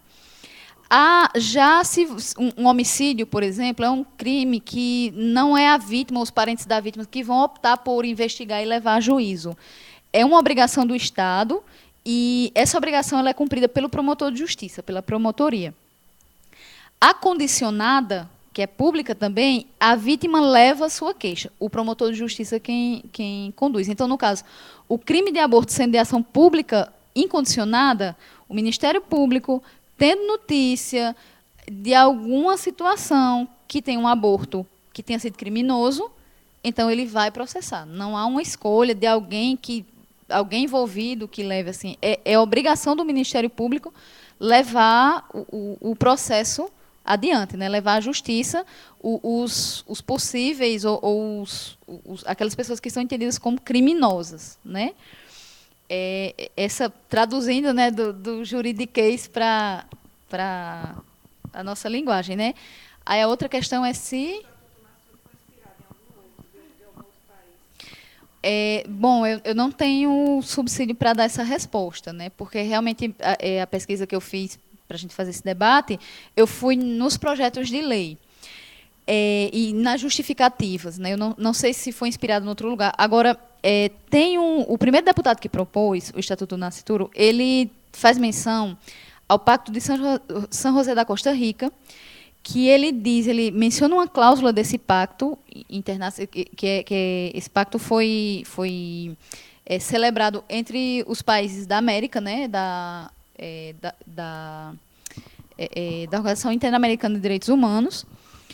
E essa cláusula ela coloca o seguinte, que quando ele diz que a vida é protegida e que o ser humano tem direito à vida desde o momento da concepção, estaria colocando uma proibição do aborto e que os países signatários do pacto automaticamente já estariam proibindo o aborto.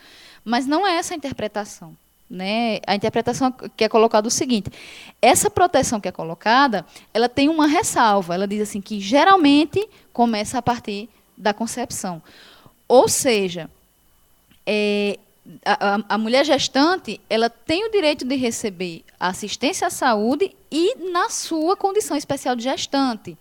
E nossa lei ela já prevê isso. Pode não estar sendo implementado por vários problemas, mas a lei prevê. Por exemplo, a mulher grávida ela pode buscar alimentos do genitor, por exemplo. A criança não vai ter alimentos só quando nasce, mas desde a gestação ela já pode requerer alimentos do pai da criança.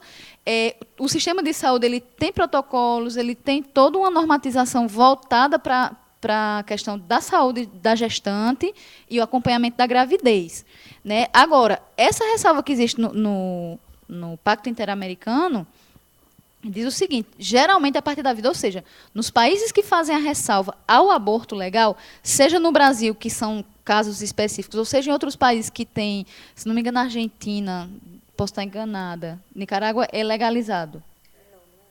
Sim, não, no caso eu estava dando exemplo de algum legalizado. Essa é a ressalva que existe, né? E que, no caso, quando a mulher opta por não fazer o aborto, ela tem aquela proteção a partir da concepção, né? Aquele nascituro. Se a mulher opta por fazer o aborto, a lei também tem que dar toda a estrutura para ela, a lei tem que determinar e o Estado tem que prover toda a estrutura para que ela faça. Bom, até agora não chegaram mais perguntas, mas só um comentário. A religião é muito forte e influencia nos tabus, e ainda por cima a sociedade é machista, é o que a gente veio conversando aqui. Eu queria saber se vocês têm mais algumas coisas a falar, algumas informações para repassar, porque...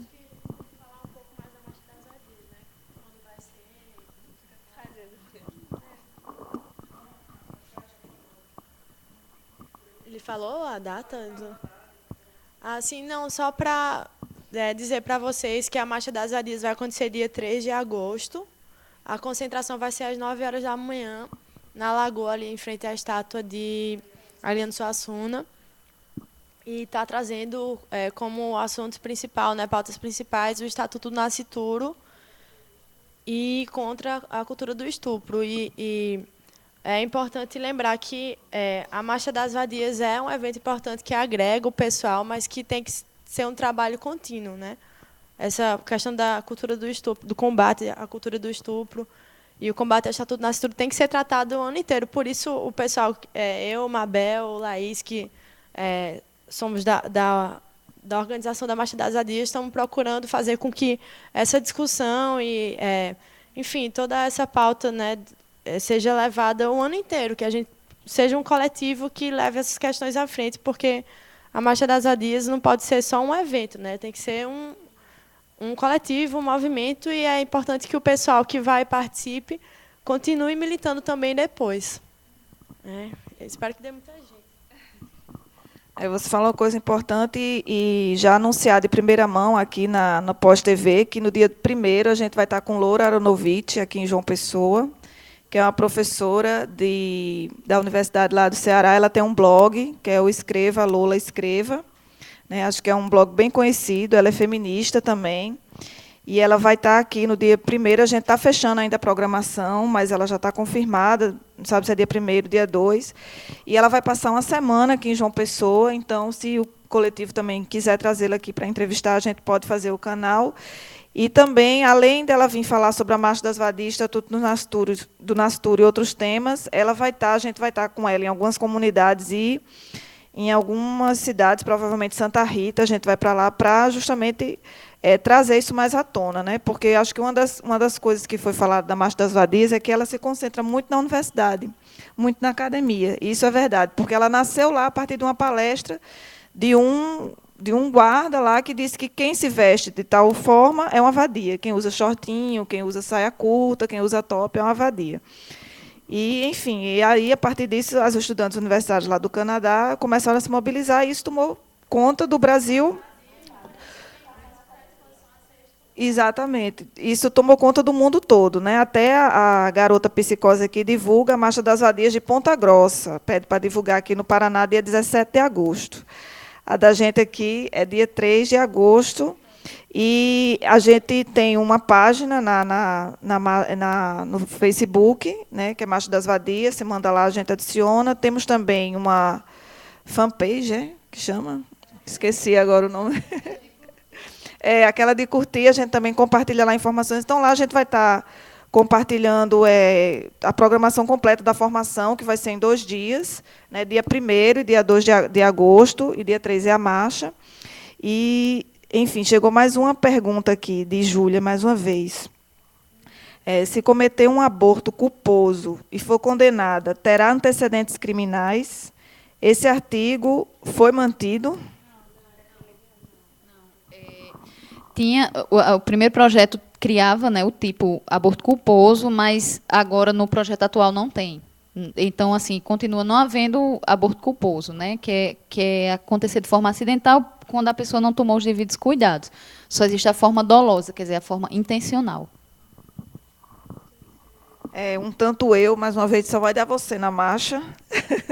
Só vai dar Flávia na marcha. Só vai dar Flávia. Suas amigas da frente e tal. Enfim, se quer fazer alguma colocação, Eduardo? Vou divulgar a Marcha de Vitória Espírito Santo, que vai ser essa sábado, dia 20 de julho. De Campina Grande, dia 20 também agora? De Campina Grande, 10 de agosto. Massa. Então, no clima de divulgação também, a gente vai ter aqui em João Pessoa, gente, dias 3 e 4, o encontro da Marcha Mundial de Mulheres. Em razão da Marcha das Vadias, que vai ser no dia 3 de manhã, o encontro vai começar à tarde, certo? Vai começar, acredito que às 2 horas, né, depois que acontecer a Marcha das Vadias, né, para dar a oportunidade das meninas participarem e vir para o encontro. O local a gente está fechando ainda, mas provavelmente vai ser lá no DCE.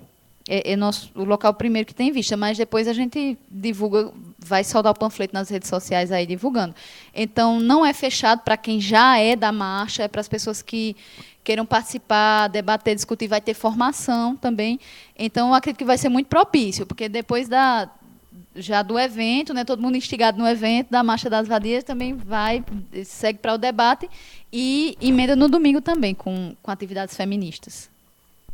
Massa, dizer que dia 1 vai ter a formação, né? Fazer uma formação política com a Frente Feminista do Levante, Luciana Cândido da Cunhã, Lola, né? Vai fazer uma formação. E no dia 2 a gente vai fazer oficina de cartazes, batucada feminista, vai ser bem, bem massa, né?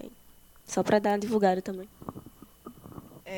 Evelyn Lima pede para divulgar o 2º Fórum sobre Feminismo e Direitos Humanos, que vai acontecer em Campina Grande também, dias 7, 8 e 9 de agosto. E Oana, né? Oana, desculpa-se. O encontro da marcha, ele vai ser aberto, assim, vai ter inscrição, como é que faz para participar e tal, a programação, assim, a prévia da programação. Pronto, a programação a gente vai contar com Conceição, que, se não me engano, ela é de Natal.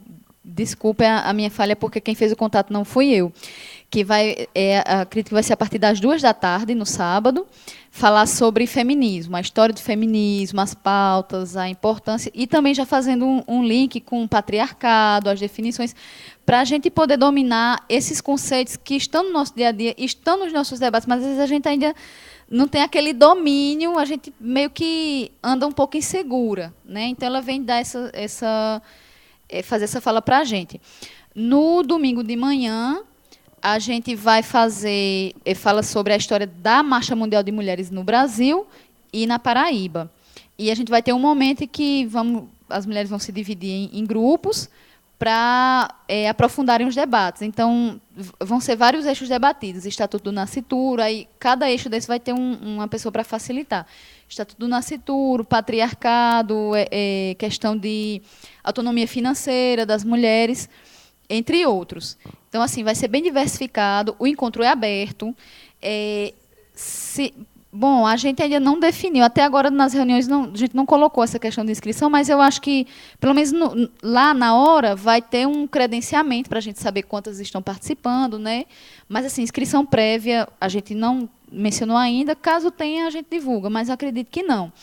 E, assim, como eu disse, é aberto para quem queira, quem simpatize com as pautas feministas, ou quem já esteja militando mesmo, para quem queira conhecer mais, aberto para todo mundo participar. Inclusive, a gente está muito feliz, porque tem um núcleo da marcha, tem uma célula da marcha em Cajazeiras, e vai vir um ônibus lá de Cajazeiras, ou seja, as mulheres do sertão participando também do debate feminista, né?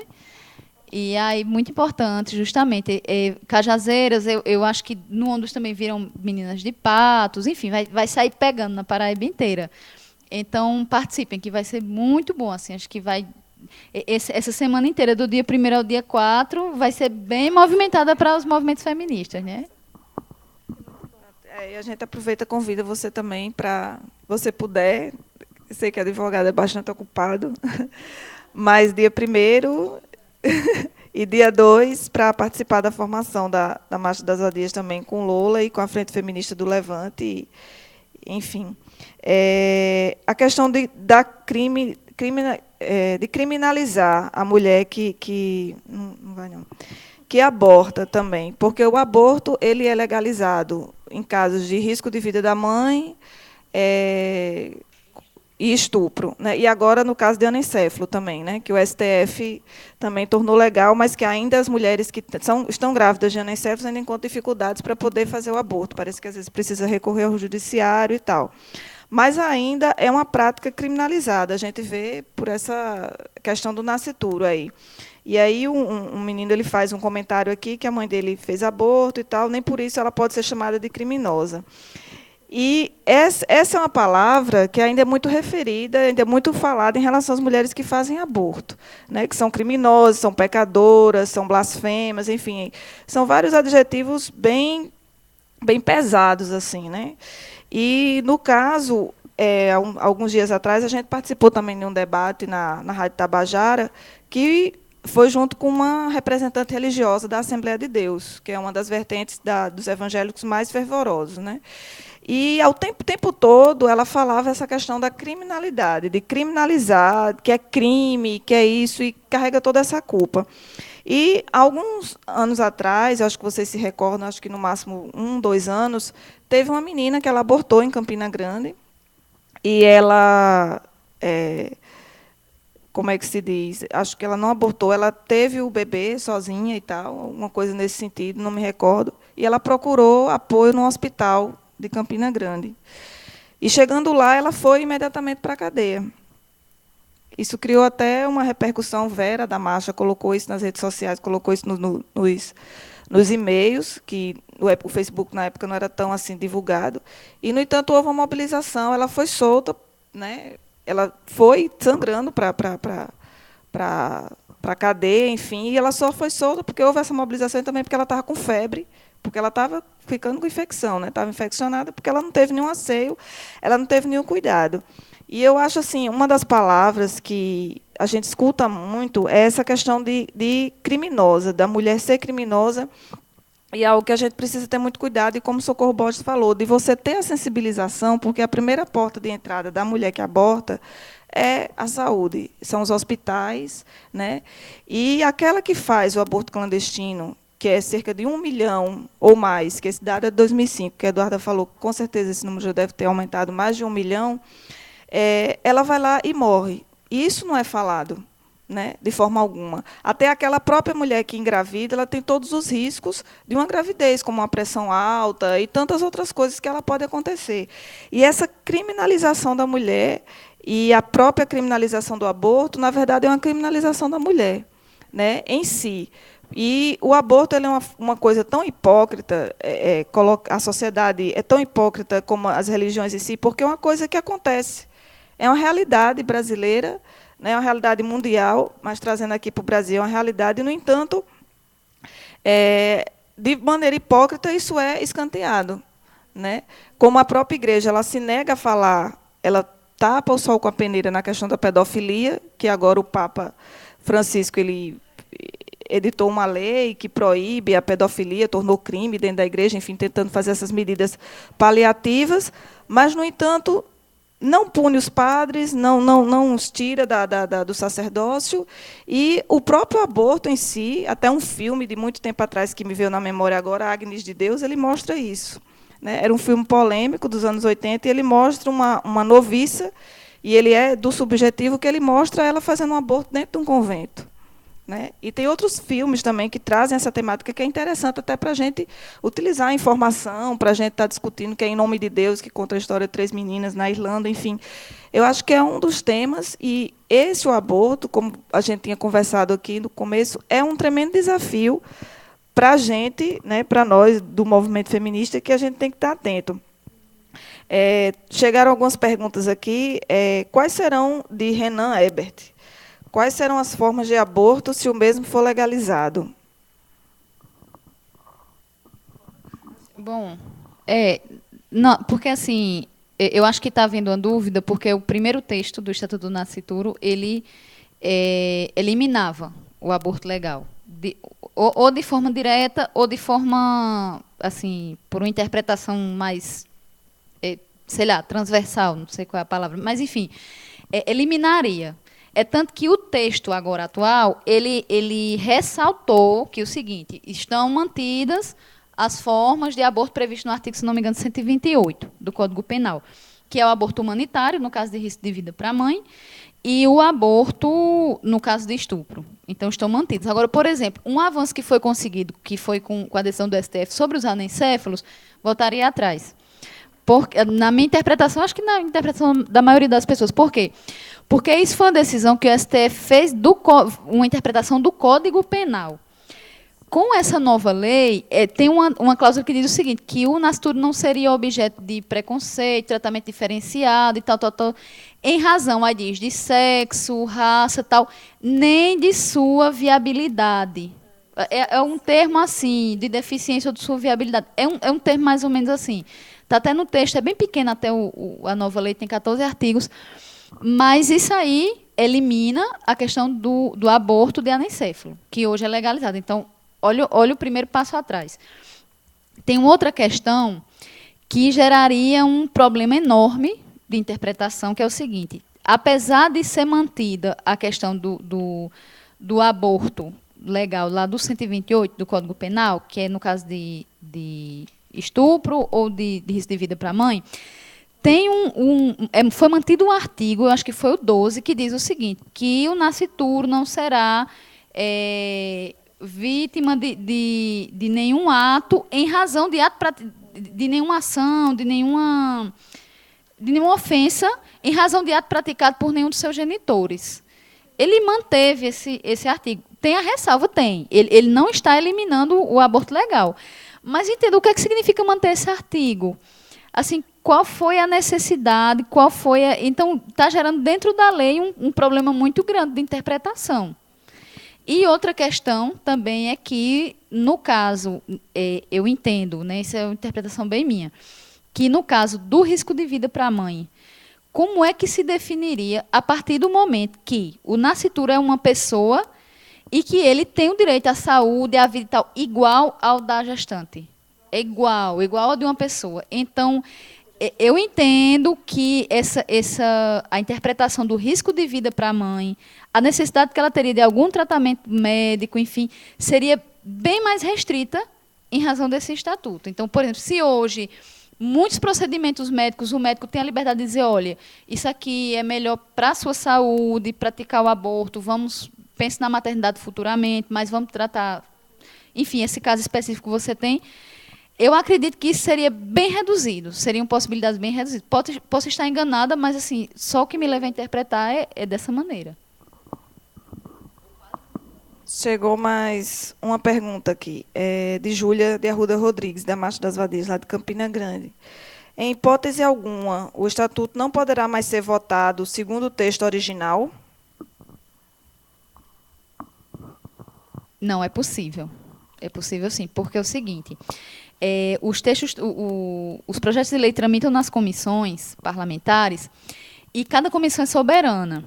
Então, geralmente, é uma prática, até porque facilita os trabalhos, cada comissão faz sua emenda, ou não faz sua emenda, faz suas considerações e manda para a outra. Então, a outra já recebe aquele texto filtrado da comissão anterior. Só que aquela comissão ela é soberana para dizer assim, não, eu quero pegar o primeiro, eu não quero saber desse filtro aqui. Então, volta para o primeiro texto. É muito difícil que isso aconteça, até porque assim, o primeiro texto era tão ruim, tão absurdo, que muito dificilmente ele se sustentaria mesmo para as pessoas conservadoras que tinham que dizer assim, não, a gente tem que moderar na linguagem. Então, eu acho difícil que ele seja retirado do baú. Agora, pode ir, sim, para o plenário o texto original e o plenário querer apreciar. Não é impossível. Se for para saber se é impossível, não é. Eu acho difícil, mas, como eu disse, cada comissão é soberana para rever. A Comissão de Constituição e Justiça, agora, por exemplo, ela pode não apreciar esse e ir buscar a primeira propositura, o primeiro texto proposto. Ela pode fazer isso, ela tem essa soberania. Mas eu acho difícil. Agora, é possível resgatar alguma cláusula que ficou para trás também, né, que já seria uma coisa até mais discreta de se fazer. Tem uma pergunta aqui para a Laís. A decisão do aborto é da mulher, pois o corpo é dela?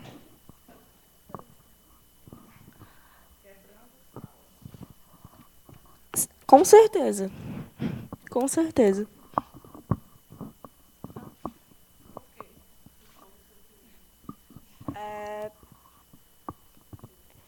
Bem, se você... Acho que a gente estava discutindo aqui, foi o que a gente mais discutiu. Se o Papa, né? Se o Papa engravidasse, o aborto seria sagrado. Então, entra nessa questão do machismo e da mulher sempre ser colocada em segundo plano, em todas as questões. Até no próprio corpo dela, que pertence a ela não pode ter autonomia completa, pelo simples fato de ser mulher. Porque a gente sabe que na nossa sociedade a questão sexista é muito grande. Então, a decisão da mulher de fazer um estupro tem que ser da mulher e tem que ser assegurado. De fazer um aborto tem que ser da mulher e tem que ser assegurado, com certeza. Acho que é óbvio.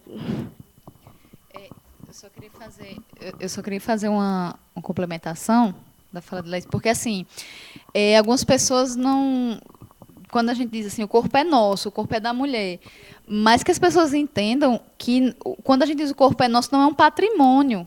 Até porque, por exemplo, é muito diferente quando a gente diz o corpo é nosso, mas a gente, por exemplo, não se pode vender órgão, né? A gente não está tratando o corpo como patrimônio. Sim. A gente não li, né? Depois você vai me repassar. O corpo não é um patrimônio, o corpo é nosso porque faz parte da nossa personalidade, da nossa constituição como pessoa. A gente não é a alma aqui e a matéria aqui, não. A nossa integridade como ser humano, ela envolve a autonomia do corpo. Quando a gente diz o corpo é nosso, quer dizer isso. Por exemplo, já na questão, já trazendo venda de órgão, por exemplo, isso é uma mercantilização do corpo. Então, eu pessoalmente sou contra a mercantilização do corpo, por exemplo, venda de órgão, ou então a barriga de aluguel, não como uma coisa, não no sentido, por exemplo, uma amiga, uma pessoa da família se prestar, por exemplo, a barriga de aluguel, mas como, por exemplo, está sendo feito na Índia, é uma linha de produção de mulheres que vão ficar gerando filhos nesse sentido. Então, é uma mercantilização. No caso da prostituição, exatamente, são barrigas de aluguel mesmo. Assim, tem casas que mantêm mulheres, geralmente são mulheres muito pobres, que conseguem esse meio de vida, e aí tem alguém explorando nessas mulheres e paga determinado valor para elas, e vão casais do mundo inteiro e pagam X valor. Inclusive, há propaganda sobre essas casas, assim, olha, venha para cá que nossas mulheres aqui são bem nutridas, são bem alimentadas, são saudáveis. Então, olha só, o meu corpo não é delas. Só que não é nesse sentido que a gente coloca o nosso corpo como nossa integridade, nossa personalidade, nosso ser, que precisa ser respeitado e que a gente precisa de todos os instrumentos para desenvolver nossa humanidade, e não para que nossa humanidade seja retraída. No caso da prostituição, a mulher tem a liberdade de fazer aquilo. Agora, quando leva o debate, ela tem liberdade, ela pode dar e cobrar dinheiro, mas, na verdade, a gente tem que ir para o real. O que é o real? Quem são as mulheres que acabam indo para a prostituição? São as mulheres que foram marginalizadas desde criança, grande maioria. São as mulheres que estão numa situação de pobreza. Muitas delas foram exploradas sexualmente ainda menor de idade. Então, assim, quando a gente fala a mulher tem liberdade para se prostituir, a gente não se posiciona contra a prostituta. Mas falar de liberdade para se prostituir, eu acho que se essas mulheres que vão para a prostituição tivessem tido outros caminhos, elas não escolheriam. Eu acho que ninguém escolhe para dizer assim, eu quero ser prostituta. Não. Eu acho que a vida vai levando a caminhos que ela acaba enveredando por esse caminho. E eu acho que se escolher ser prostituta, se escolher... eu acho que é válido também, né? A gente assegura isso. Eu não acho, não, que seja raro mulher que gosta e que escolhe essa prostituição também, ser prostituta, não. Eu acho que tem essas, as mulheres também que, por acaso de vida, por, enfim, alguns motivos, elas escolhem por não ter outra escolha. Mas existem muitas mesmo que gostam, que querem e que escolheram como profissão. E é você lidar com o machismo que a nossa sociedade desse jeito como ela é, porque ela sabe que o homem vai pagar por aquilo, sabe que aquilo existe, que ela pode se utilizar daquele corpo, daqueles padrões estéticos que ela pode ter ou não ter, enfim, para ganhar seu modo de vida, assim como uma modelo tira foto, ganha uma foto sensual, outra posando, outra faz filme pornô, a prostituta também da mesma forma. Elas se usam dessa toda a sociedade, dessa indústria pornográfica que foi criada, todas as coisas para tirar seu meio de vida. Eu não acho que é menos legítimo. Eu acho que a mulher pode escolher, sim, ser prostituta. Eu conheci 2 exemplos de mulheres que elas escolheram, assim, elas decidiram ser prostitutas e se dizem felizes, né? Agora, eu acho que tem uma estudante universitária que recentemente de São Paulo, que ela diz que escolheu ser prostituta, enfim, e a presidente da Associação das Profissionais de Sexo daqui, né? Conversando com ela, assim, fazendo um documentário sobre os cabarés de João Pessoa, a gente foi conversar com ela, e ela falou que começou a se prostituir a partir dos 15 anos, e ela gosta, enfim. Agora, como você falou, também conheci muitas outras meninas que foram exploradas sexualmente, foram estupradas até, e às vezes a família não dá apoio nenhum, a coloca na rua, e a única opção que ela encontra é esse tipo de questão, né? Essa é a profissionalização, que eu acho que dá até um tema para o próximo programa, né? A prostituição, legalizar ou não. Não, porque existe um... Exatamente, exatamente. Tem uma pergunta aqui de Renan Ebert. Como a sociedade reage perante uma mulher que realizou o aborto?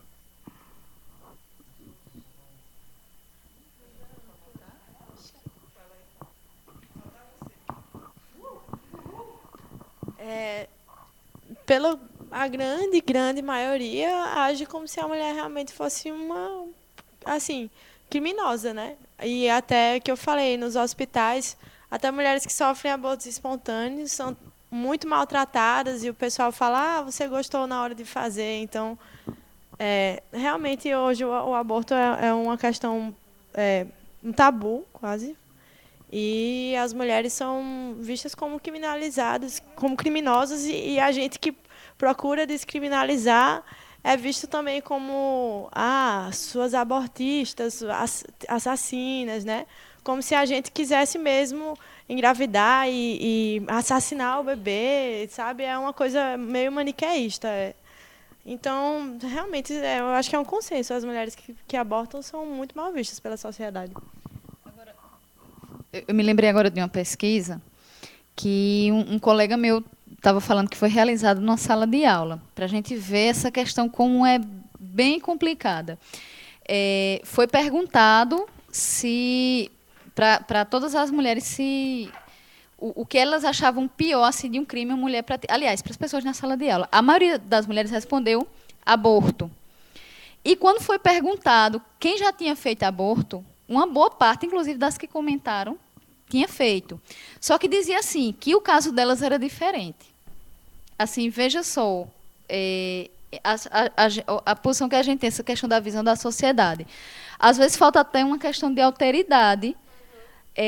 Pessoas, homens e mulheres também, né, que as mulheres também absorvem a mentalidade machista. Homens e mulheres que condenam, se posicionam contrariamente, mas quando se vê na situação, elas têm uma indulgência com elas mesmas e dizem, não, meu caso é diferente, porque eu estava numa situação assim, eu não sou irresponsável, eu não sou assassino, eu não sou isso. Tudo bem, não é, mas então tem que ter uma visão voltada para as outras pessoas que fazem também, né? Então, quando a gente se posiciona, se coloca assim, olha, pense numa mulher que você conhece que já fez o aborto. Será que ela devia ser presa? Ela é uma assassina, essa mulher que é sua vizinha, é sua prima. A gente, quando tem que atacar uma pessoa que está do outro lado e dizer, vocês são isso, então, mas quando a gente vai para dentro de casa, para o real, vamos refletir, né, a respeito. Queria mais uma vez colocar que a maternidade não é uma obrigação. Muitas mulheres não querem ser mães. E a gente vive numa sociedade que não existe um método contraceptivo 100%.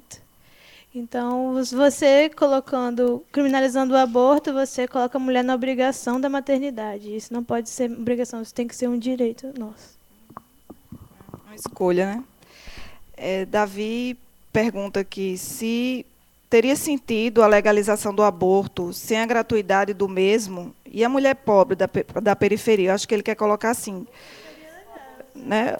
O aborto sendo legado seria gratuito porque a partir do SUS, né, que ela recorreria ao serviço ou Serviço Único de Saúde, é o SUS, e ela teria toda a assistência, que é isso que o movimento feminista defende, que a mulher ela tenha toda a assistência psicológica, física, enfim, toda a assistência legal para que ela possa realizar o aborto sem que ela morra, né? Sem que ela tenha uma hemorragia e ela morra.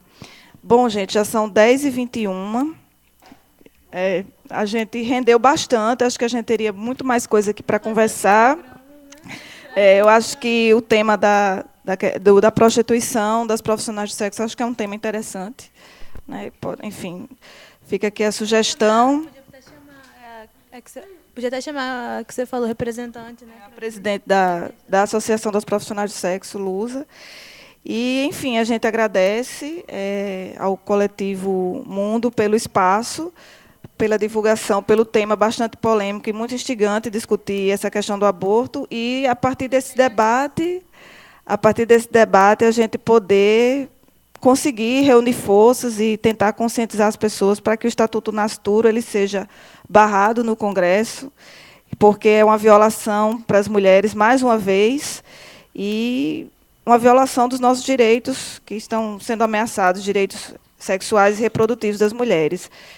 E lembrar que a Marcha das Vadias é dia 3 de agosto, dia 1º e 2 a gente está fazendo a formação, e acompanha a nossa página, nossa fanpage, nossos perfis, que a gente vai estar divulgando maiores informações por lá. A gente deve estar fazendo uma festa, estamos aí fechando os detalhes também, e passar agora para as outras meninas para a gente fazer as considerações finais. Eu já disse tudo que eu queria falar aqui durante. Não. E que é isso, maternidade é uma escolha, é um direito, não uma obrigação, e que esse debate não fique parado, que continue discutindo, porque é só com essa discussão, a formação política, chegar na cabeça de todas as mulheres, assim, que ainda acham que feminismo é as mulheres superiores aos homens, mas não, feminismo a gente prega a igualdade, né, do sexo, e o feminismo foi muito importante em um certo momento da minha vida, e assim, que chegue a todo mundo isso. Divulgar também que a gente tem um evento, né, no Facebook já, com a Marcha das Vadias. Foi ótimo o debate, acho que foi bem construtivo, até do ponto de vista da análise da conjuntura, que eu não entendia muito. Foi muito massa para esclarecer alguns pontos.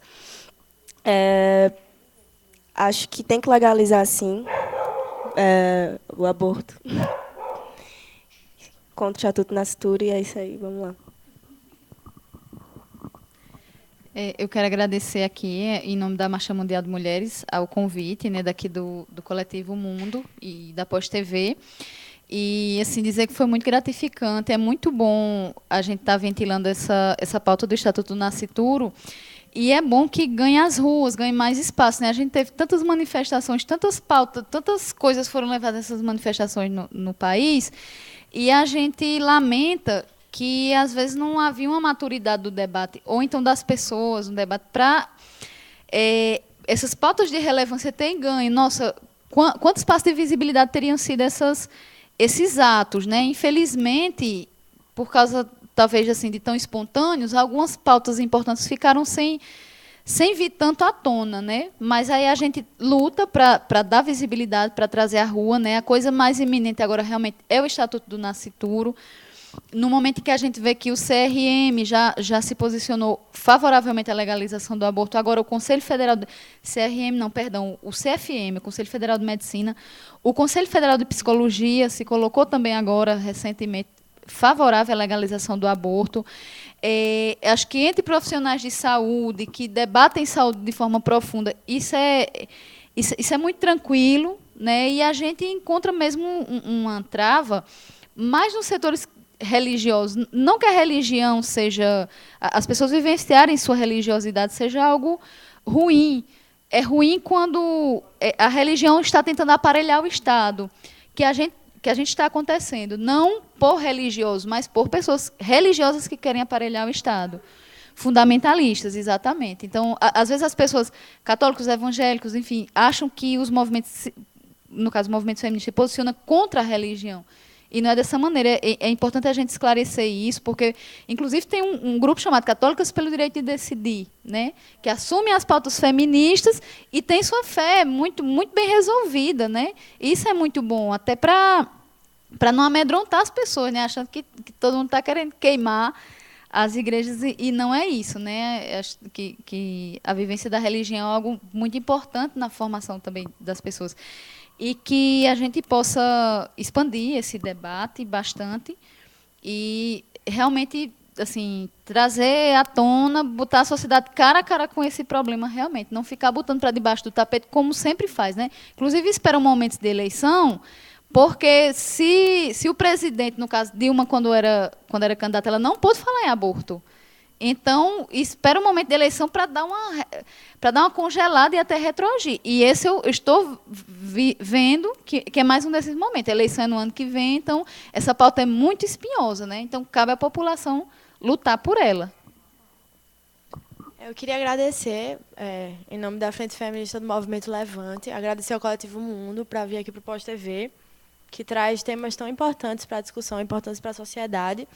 E dizer que realmente as mulheres têm que se juntar, têm que ir para a rua, mas, assim, como a gente está aqui, tem a Marcha das Vadias, o Coletivo Marcha das Vadias, ONU, que é da Marcha Mundial das Mulheres, eu sou da Frente Feminista do Movimento Levante, e dizer que as mulheres têm que ir para a rua, têm que se juntar contra esses problemas, mas que têm que se auto-organizar. Existem grupos que permitem essa auto-organização. Então, na universidade, na UFPB, quem quiser procurar a Frente Feminista, a gente é muito aberto. Quanto mais gente, melhor, para a gente poder reivindicar as nossas pautas, reivindicar as coisas que a gente tem direito, juntas, coletivamente. Né? A gente tem que pensar nos nossos direitos, a gente tem que se pensar não enquanto mulher, mas enquanto mulheres.